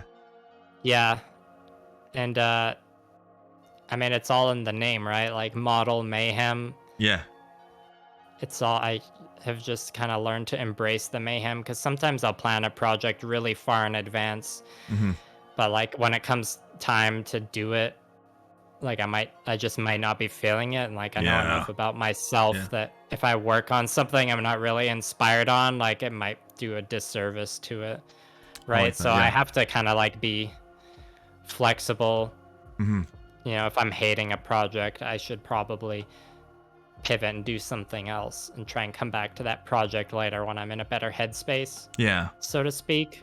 And I respect that. That's a good, honest answer. It makes me feel a little bit easier that I'm not the only one who plans things out, and when it comes out to doing the plan, it's like I'm not really feeling it. I think it's a good way of looking at things. But now with that answered, I want to go into this goof because it's gorgeous. It's your most watched video, and Yep. It's like, I think the second most watched one is the Barbatos video. It's at like 11k views, and the goof is at like 117k views or something. Yeah. Well, it's like that little break that you need. Everybody talks about it. If you ever want to start YouTube, we haven't, honestly, and I'll say we haven't hit that that magic spot in the algorithm where just one of your fucking videos just takes off. Right? Yeah, and there's no way to predict it. There's either. no way to predict it. Like one of these days, I'm hoping that I wake up and all of a sudden one of our interviews or reviews is like, oh, look at it, it hit 10K, right? But I think this is the one that did it for you. And before we even talk about, because we've already talked a little bit about your style and how you kind of got into it. I just want to hear from your perspective. What do you think about it? Aside from it being the goof, what do you think about this kit that made this video blow up as opposed to the Barbatos? Because the Barbatos is by far a more popular kit than the goof. What do you think made that happen? Yeah, I'd say, I mean, I don't really know how it happened. Like what happened, the events that transpired when this video blew up were like, it's like in like 2 or 3 days before releasing my Barbatos video, this one like started to like get a lot of traction really fast. And this was like maybe 2 or 3 months after it had originally released. This was like June and the video came out, I think, in the end of April. And then I think like I released the Barbatos video, and that one did like relatively well comparing. And then it almost seemed like the two videos like snowballed, or like the Barbatos helped like the goof video snowball a bit more. But I also feel like just with the way I painted it, it stands out really well on a thumbnail. You know, just because if you look at this photo out of focus or pixelated a bit from really far away, or even just like looking at it on your phone in a thumbnail, like it can't, in certain conditions, it could look like a drawing, right? Or a painting, just with the way it's shaded. So, and that was kind of like what I was hoping the Model Mayhem style would do. Like I was hoping it would grab people's attention, right? Because I knew, I approached the Model Mayhem, like I approached the whole content creation thing kind of at the same time as like trying to develop my Gunpla skill. And I knew that you have to be like unique and stand out in some way if you want to make it as a content creator. And even if I wasn't doing the content creation thing, like I probably would still end up doing something like this, because it's a combination of my like very long background in, well, not very long, but my long background in miniature painting. I'm a miniature painter before I'm a Gunpla builder. So this is just the expression of that. And because I also happen to be making content around it, I just happen to, and this is like the Grays was the test for the Gamma Wolf style.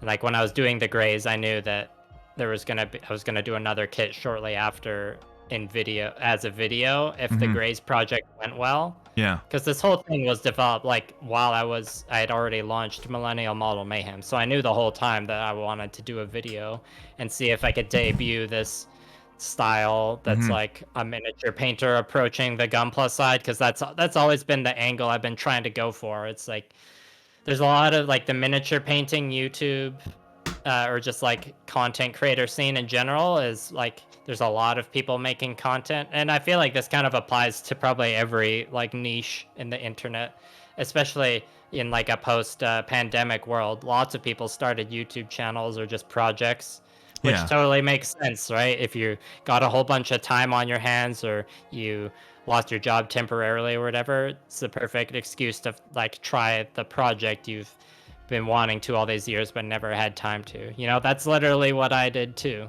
And I don't think it's like, you could say the scene is really saturated, and some people might say that's a bad thing, but I don't think you can really ever say that's a bad thing. It's like what you were saying earlier about like people copying each other. It's like that's just what happens. People, like, stuff gets popular, people copy each other, everything evolves. Like there's that term, the rising tide lifts all the ships, right? It's like remix culture. There's a ton of like banging tunes out there that have samples of other music that was recorded in the past.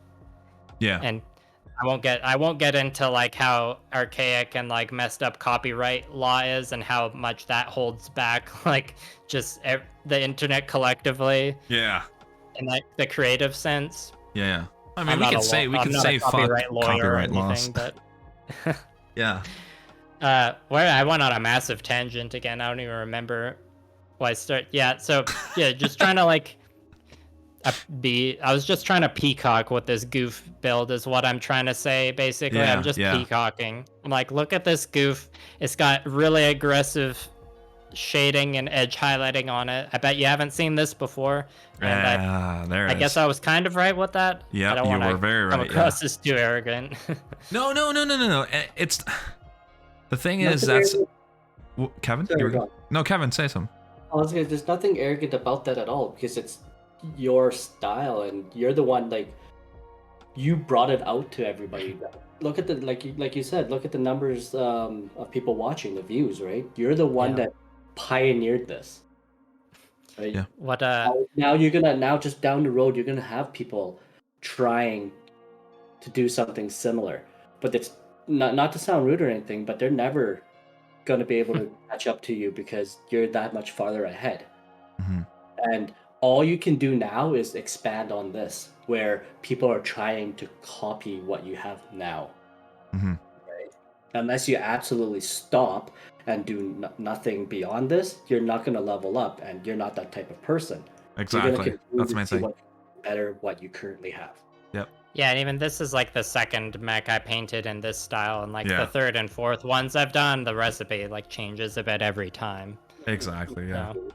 I see it. And what I will say, I was expecting a lot of hate comments or like people getting like rustled about me gluing the pose in place. Yeah. Like I was expecting and ready for people to comment about that, but I wasn't ready for the amount of comments I got about comparing Ramba Ral to Norris Packard. Yeah. Like so many people commented and were just got really salty, or like I rustled their jimmies about implying that the goof custom was better than like Ramba Ral's goof. You're like, so that was just hilarious. Yeah. Like I totally didn't like, and no one commented about like, oh, I can't believe you glued the pose of that in place. Yeah, completely different turnout than you like, had imagined. They're just insulted that I like very mildly shit talked Norris Packard and his goof custom. Well, the goof is a beautiful work of art, and that has already been said, and that, like Kevin said, the numbers show it. But guys, before we go on to the next kit, which is this Warhammer, the heavy arms, which he repainted, right? This is the one. The same heavy arms from before. So before we go on to that one, we're gonna go on a quick ad break, and we'll be back in a minute. So see you guys in a little bit.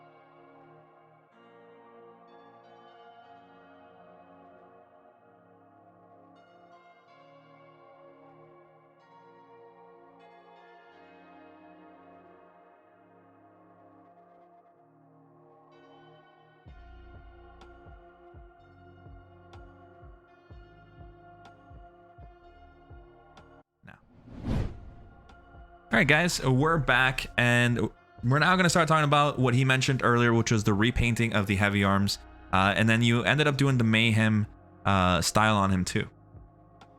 Yep, this was this one. The video was done for was kind of like a collaboration project on a Discord group that's for like mini painting content creators, or like kind of that hobby sphere. And yeah, I was mentioned the bits from the Grays kit before. He's wielding the axe from the Carta's Grays kit. Yeah.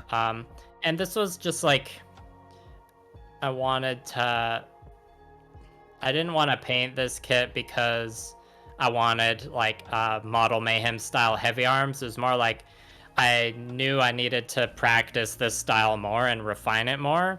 And this heavy arms was like the gun he has in this kit bash is the gun from the Goof custom, actually. Yeah. his big gun I have like in another box for kit bash with a master grade Jesta, which is like, you know, I've got like half started and like projects all over the place. So I have no idea when I'm gonna do that build. I'll be waiting for that one. And yes, yeah, I know. I know that you would be very excited about that one specifically. Yeah. So yeah, and I painted this one for the video. It wasn't like he wasn't in the thumbnail for this video. It was more like it'll be a good content to throw into this video because the topic of the video is the crossover between miniatures and Gunpla. Yeah. The video is kind of like to go alongside, or like to be a good video for people to watch after they might find my channel after watching the goof video, because it's another one where I'm painting a mech for heavy arms, but I can branch out and just talk about the crossover topic between Gunpla and miniatures more in general. I knew I wanted to do a video that talked about that in some aspect. For a while I just never knew how I was going to execute it, and it ended up being what the video I painted this heavy arms in. And yeah, that was a nice short video that I got out. Cool. And yeah, the heavy arms turned out a lot nicer than I thought it was gonna be. I thought it was gonna, like, I painted it pretty quick. It was a little messy, but you know, the shading is still impactful enough that when you look at it, you don't really notice the mistakes. You just notice like, wow, that's a lot of color, and there's some glowing bits, and there's a lot of gradients. Looks cool. Looks awesome. Yeah, the gradients and the little neon looks really cool. Makes it definitely, like, just going back to your old kit and giving it a little touch up, whether it was for practice or whatever, must have felt nice. So I love salvaging old builds. Yep. So that's really cool. And the heavy arms looks a lot better now. Not that the other one didn't look cool, but it's just like, for me, it's the blue glowy things that you kind of added on this one that really makes it look even better. But speaking of looking even better, we have the Barbatos. This is another salvaged build, so to speak. Yeah, I mean, I've always been ever since watching Iron Blooded Orphans, loved the show, loved Barbatos. And I think like the Barbatos video I did was a video that wasn't planned ahead of time. I think it was like after I did my G-Paint version 2 review video, because, you know, that was like a product that was releasing, so I wanted to get the video out pretty quickly after I got the paint. And after that, I was like feeling a little burnt out, just because that was like a 3-week streak of just like 3 videos, or I don't know if it was 3 weeks, but it was like 3 videos in a row, a lot of work. Yeah. And then I think the next video I had planned, I was gonna do like a master grade GNX or something, but then I just decided like, no, I think I'm gonna go impulse buy the like P Bandai expansion set, because I just want to upgrade my and also at that time, like, you know, it was after that the goof video had blown up already, so I knew it's like, okay, yeah, I'm on to something with this model mayhem painting style. Let's fucking paint Barbatos, because, you know, that's a beautiful kit. Like, I really want to try painting it model mayhem style, and I did, and it turned out great. Love it. And I'm really happy with how the video turned out too. It was one of those projects where I just kind of like went with my gut and did it, and it paid off. Yeah. Well, again, every time I look at these and watch your videos, it goes back to what you mentioned, that you were like, oh, maybe nobody's seen this before, and it's the truth. Nobody has. I have not. Somebody show me something that people have done like this before. And before you guys say here, I just want to point something out real quick, which we glossed over a little bit, but on your goof and even on this one that have those melee weapons, and even on the Grace Axe, you really go for the glowy kind of like melee weapon. And I think that is a very mini thing to do, right? That people do on the mini side of the hobby, from what I remember hearing Frosted Snow and Cookie talking about. What is this style called specifically, like for in the mini realm? I mean, I kind of doing it in my own kind of improvised way, but like some people would call it OSL, like object source lighting. There it is. There's the name. And it was some weird. Yeah, that's basically what it is. And you're doing it in your own way, like you said, and you're improvising, kind of just doing your own thing. And Dude, it looks awesome. I love that. This is the mace on this guy looks sick. Yeah, and I love Barbatos's mace. Like when I filmed the first part of the video, assembling, like recording all the ASMR and doing all that, and then there was like a significant gap of time where I wasn't working on any video because I was trying to decide, you know, like, okay, which bits from this kit am I gonna use? How am I gonna kit bash it? And the one thing I knew from the very start, I'm like, he's gotta still use his mace because that mace is just fierce looking, you know? Yeah. I knew I was gonna do that, and I knew he was gonna have the high heels, cause the high heels look sick. Cause you gotta. Yeah, exactly. And it's funny now that Studio G's Barbatos 2.0 video is out too, cause he did his in red as well. Yeah. His is pretty crazy too, obviously. You know, building an entire fucking bike. When I talk to him next, I love that video. The thing is, I'm more in love with the bike, which I think. It's just, I remember, so I can say this now that the video's out. So way before he started the bike, he told me he was doing that, and Derek and I told him little pointers on the wheel stuff that he could do. And then he was like, oh, I never thought of that. And he went and did it, and he went and did it, which is really cool.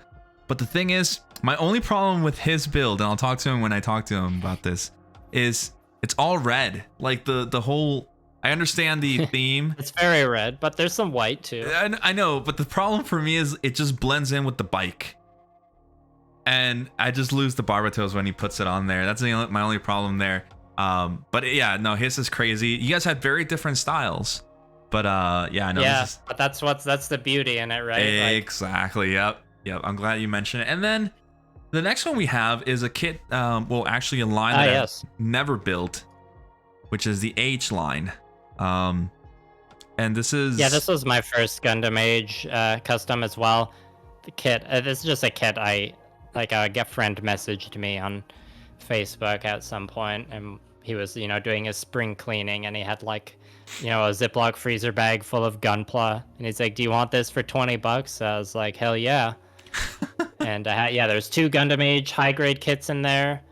And this was, the post-Barbatos project. So going back to the recurring theme, is like, okay, Barbatos took a long-ass time to paint, and don't want to paint another mech like that right away. I want to go do something else. And I had been planning with Plamo Therapist for a while, like before the Barbatos video, to do some sort of collab. And we kind of compared our backlogs, and he also had the high grade Age effects, so we settled on doing a Gundam Age kit bash themed video. I don't know if you've watched any of Plamo Therapist's videos, but I have not. I've heard of him, but I have not. Yeah, his videos are like good, like they're kind of what I strive to do with my content too. Like they're good and approachable for like all levels. Yeah. And you know, he's got the therapy background, so he talks about the mental health side too, which I always appreciate and of a fan of. So this was just like a really easy kit bash. The amount of like modifying I had to do pieces, and it was very minimal. Yeah. And I ended up with a pretty good wholesome video, I think, with it. And I also did more experimenting with my free shading style, as I call it, that I did in my Astray, where but this time I was like, you know what, like this is just a high grade, I'm experimenting on it, let's do the pre-shading in all the areas that wouldn't get pre-shaded. So like usually you would paint like if you do the regular pre-shading, you're tracing around the piece, you're like painting the black around the panel lines or whatever, right? Yeah. So my approach is like, okay, I'll hand paint in the pre-shading, but I'll do the opposite. So instead of like going around the outside of the shape, I'll paint the inside of it to try and shade it.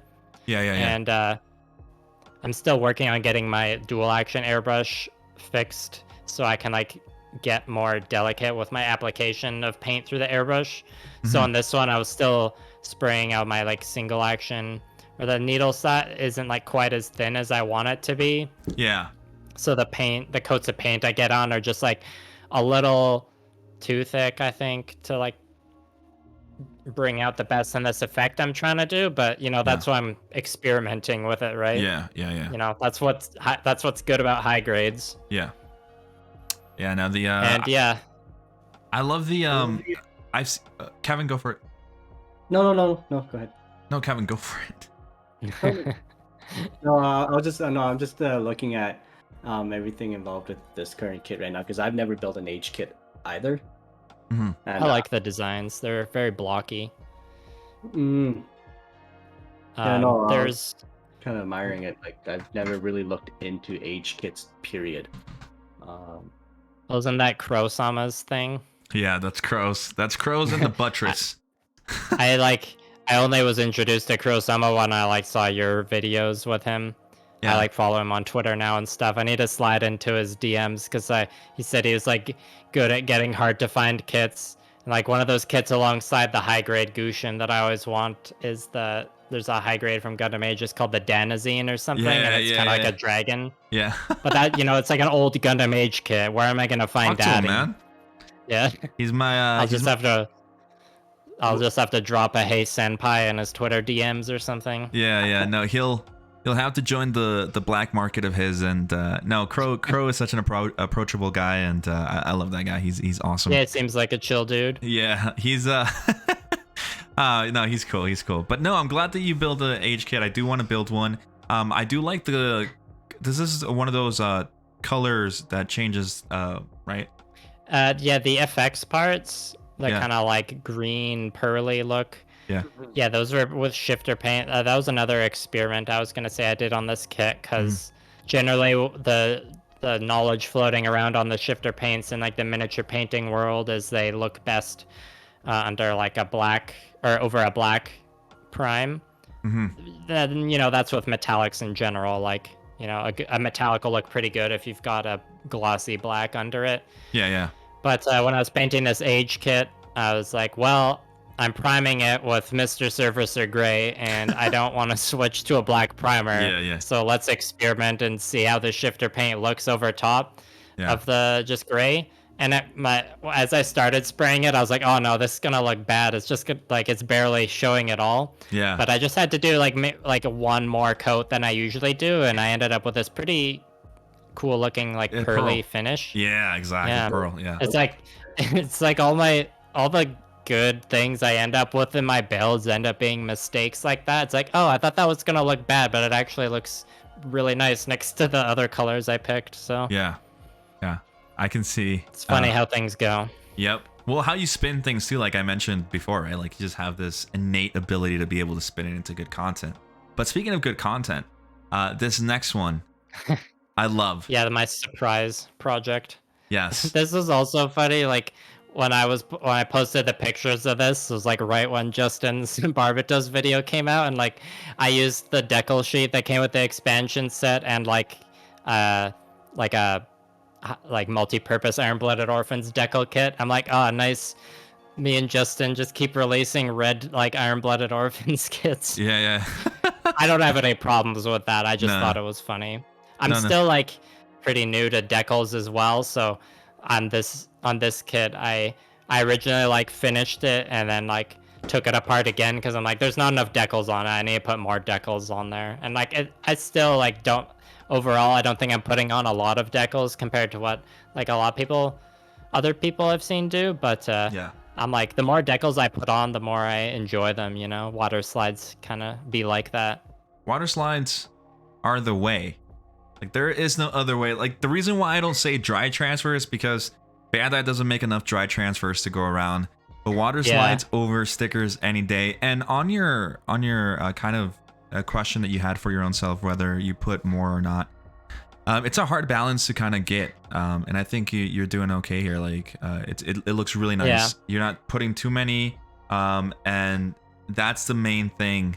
A lot of people forget, and Ryan Lau was the one who taught me, is people when you customize, because you don't, again, going back to your style, you're not somebody who scribes, you're not somebody who adds the little details, you're not somebody who does this stuff, right? So I think the amount of decals that you're adding here works because of your style. When you get into the detail kind of side of things, you have to play around with the balance, and I think you have it really nicely there. MechTac51 says, damn, that Flores is clean. I like clean builds. And Gunpla Simon Lamb says freehand. Yep. Just this is so cool. I think the paint, you really hit that like smooth paint look really nicely on this one, I feel. Yeah, well, there's a lot of like, there are, if you zoom in on this like build, there are a lot of mistakes because this was very much like a last minute project. Yeah. The intention of this is like, I'm going to customize it and make more stop motion. Because I was like, this is a transforming kit. I want to see if I can pull off just a really quick basic stop motion animation.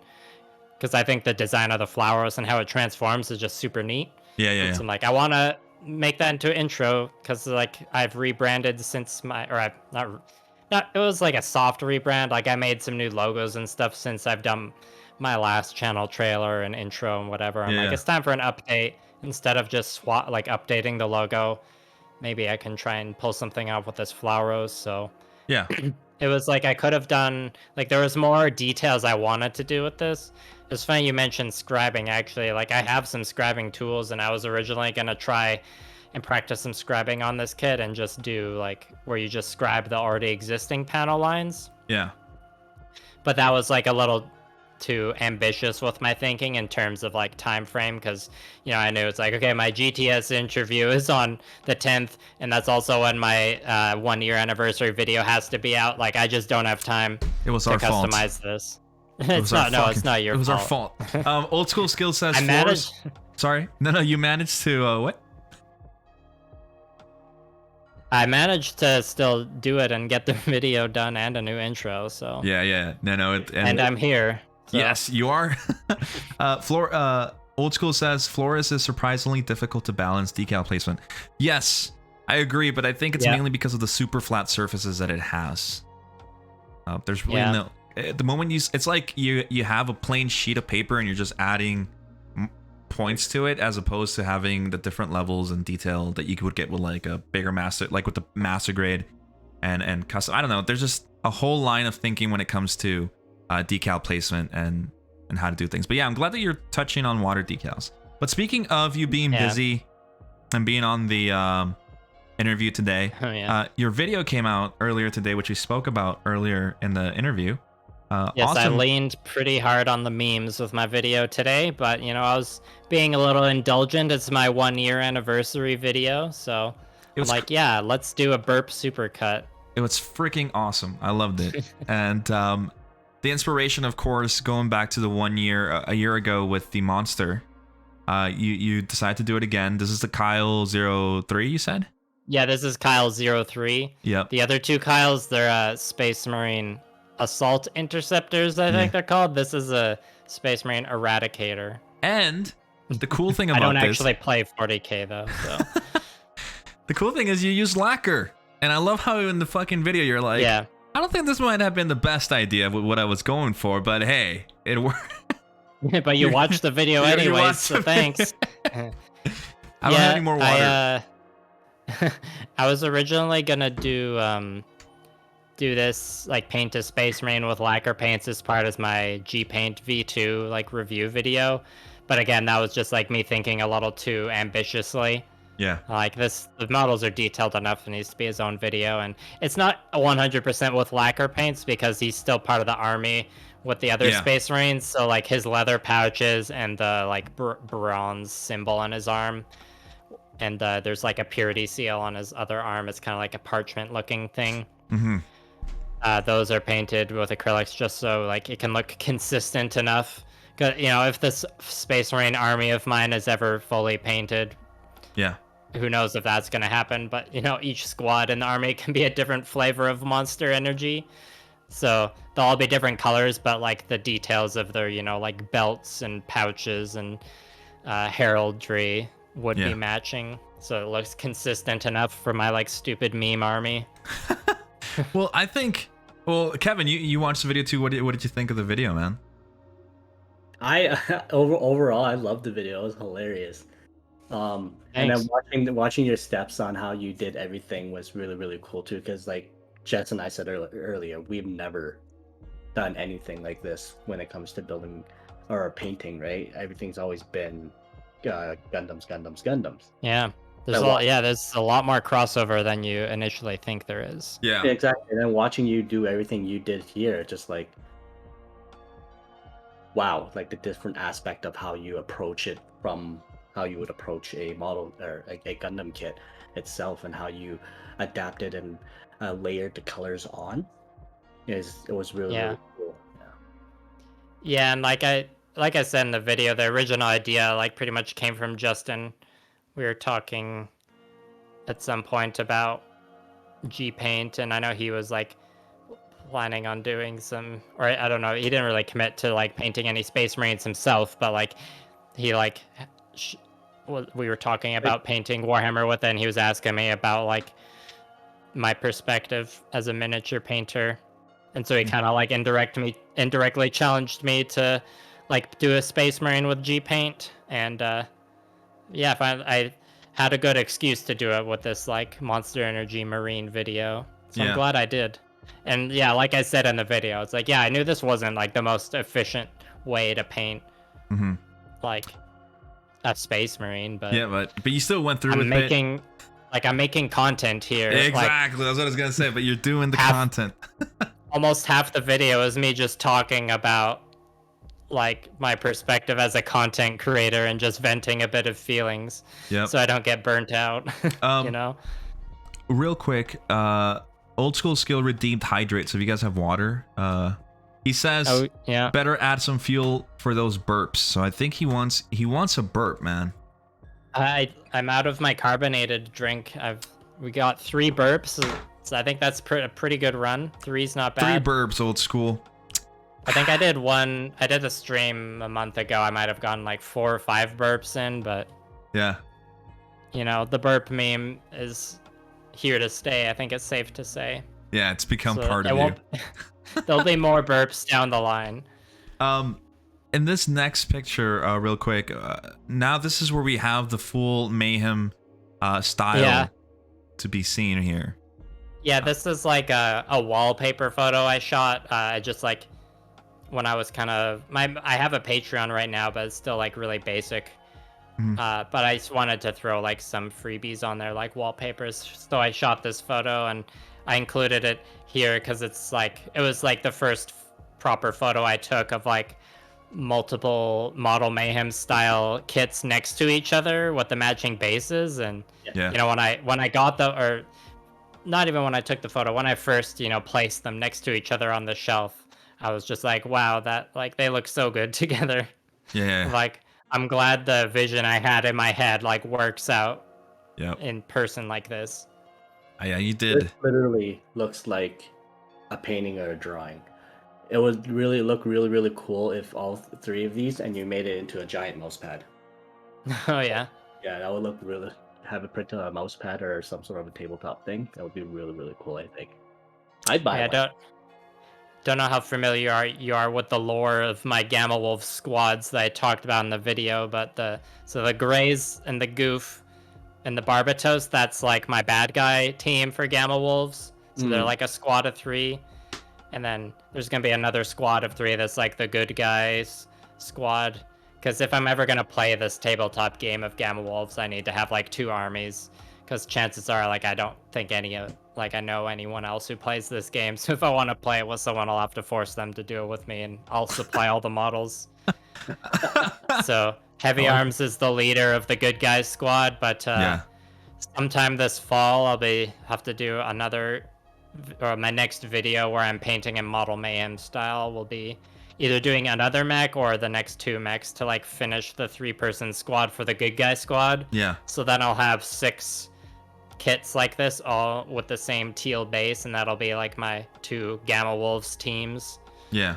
And yeah, I know that I'll give one teaser for my future content that the Wing Gundam Zero, whose wings I used on the Red Bull God Gundam and who's been like the victim of much abuse for shit posts in my videos, is gonna have a redemption arc. Ooh. Get painted in Model Mayhem style for the, you know, it's fitting that Heavy Arms and Wing Gundam would be on the same squad, but yeah, it's the real grade Wing Gundam, so it's going to look really tiny next to the Heavy Arms. Yeah, which is kind of fitting because Hero's kind of a bitch and Duo's where it's at. Yeah. Okay. So going on to the next one here, this is a little thing that I added here, and it's your YouTube channel. So guys, if you guys are watching, head on over to Millennial Model Mayhem on YouTube and subscribe to him. watch his videos. As you guys see, he is coming out with some content every once in a while. I say every once in a while, not in a bad way. In fact, I really enjoyed what he said in this latest video, which is he will not become a slave to the algorithm, he said. And yeah, I mean, I do say that, and I do believe in that. With that being said, I am still like I still need to try and get my next video out within 2 weeks if I like to. It's just like I'm not gonna let this like big massive corporate entity hold me to it, if that makes sense. Yeah. It's like I just need to, and it's advice I've gotten from other content creators too. You just need to like focus on making good videos and put the videos out when they're ready. Yes, having a good consistent schedule is useful and will probably get you more views, but it's also a recipe for burnout. Yeah. And just because I talked about it in my video today and right now doesn't mean I'm not gonna get burnt out down the line. Yeah. It's one of those things you constantly have to like adapt and watch, and some people get burnt out faster than others. Every content creator kind of approaches it differently. Yeah. And if you're a content creator yourself, you have to figure that out yourself. And I mean, it hasn't been easy for me. The content creator journey's been a pretty wild roller coaster. Yeah. But it's also been very satisfying, so I haven't quit yet. Yeah. Well, we hope you don't quit anytime soon. We hope to see more of you, and what's going to be going on down in the road with your style. One of the things that I do want to say here is I hope that I really do hope, and I know that you will keep evolving. I hope that you don't stagnate, and I don't mean that in a bad way. I mean it as in what you said, because you've already said it yourself, that you're always looking to kind of find something new, despite you already kind of finding your style. The fact that you take a break from it and go into something and experiment, I'm sure that with your skill and talent, you'll be able to find something else to kind of bring another level to. And I can't wait to see that. Yeah. Especially with the Jesta. You mentioned the Jesta in there, so I'm going to be waiting, man. you're gonna get blue balls waiting for that Jesta. I'll just warn you now. God damn. How dare you? No, but yeah, man, no, awesome work. I'm glad that we have somebody in the scene like you who is bringing the miniature style onto over here. We had somebody who kind of goes in the same steps as you a long time ago in season 1, and it's someone that Justin and I interviewed together along with Chris back in the day, good old Defense Technology, who also comes from the background of Warhammer. So I'm glad to see that that's still there. People are still doing that. And I can't wait to see what you can do, man. I really can't. Yeah. I mean, like I said in my crossover video, it's like I know lots of more people than you think have dabbled in both sides of the hobby, or I feel like there's just a lot of hidden potential, and just with the amount of crossover between the two hobbies. Yeah. And I'm starting to see it pop up here and there, and get excited every time. Let's have more crossover. Just keep cross-pollinating your hobbies, whether it's photography, miniature painting, gunpla, nail art. Yeah. Well, I agree, and I can't wait. Like I said, Kevin, do you have anything to say, man? Great job on everything. I finally get to talk to you. We only really chatted once or twice on Discord, and now that I'm actually able to see all your work and talk to you somewhat in person, it's been a great pleasure. Yeah, thanks, man. It's been great talking to both of you too. Yeah, one of these days, once everything gets better. Yep, I was about to we'll say. do a different style of a live stream, and we'll do all that. Yeah, no, for sure. We'll do a D&D game. Just a live stream of a D&D game. Or something like that.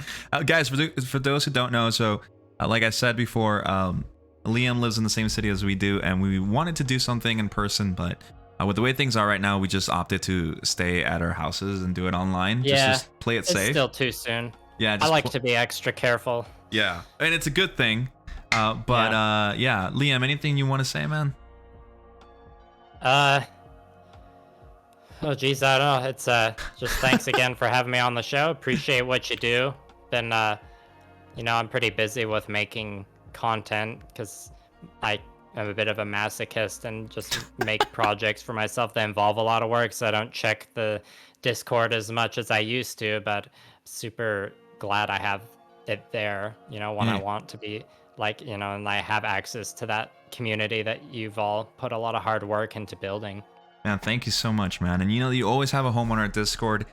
And speaking of our Discord, guys, go and check us out on Discord. You know, join our Discord lobby and server, and be part of the Singularity event. The first place winner will walk away with a free PGU, and the second place winner, I can say this now, I haven't made a post about it, but USA Gundam Store contacted us, and they are putting in for the second prize winner an RG new heavy weapon set, P Bandai one, the one that comes with everything. So keep an eye out for that too, but that's for second place. And there's also G Paint involved, so you'll be taking some G Paint home also. So go over there and fight for GTS and not Crow. Down with the Crow server. But yeah, with that said, I hope that you guys are doing well. Go check out our YouTube channel. We put out a new video just an hour before the show, which was 2 hours before the show, which was the Turbulence. So the Master Grade P Bandai Turbulence, a full review. It's like a whole 30-minute video where I go in depth with the Turbulence. But with that said, Leon, thank you so much, dude, for joining us. It was fun. It was nice hearing you. Aside from, I love it. I didn't mention this a lot, but you said it. You have like a deadpan look, but you're not like that. It's different. I embrace the monotone. Yeah, he embraces it. So go over and watch his YouTube. I know everyone thinks it's funny. I'll just say something, not trying to be funny at all, but because of my deadpan delivery, people will laugh. I'm like, all right, I'll just roll with that. Yep, and now it's part of his personality and his content. And with his content, go and watch it over at Millennial Model Mayhem. You guys see it up there on the screen. Go check out his YouTube, subscribe to him, leave him a comment, tell him that you love him, and that he looks like Jared Leto. And with that said, guys, we're ending everything. Take care, man, and take care, everybody. See ya. All right, have a good night. Bye, everybody.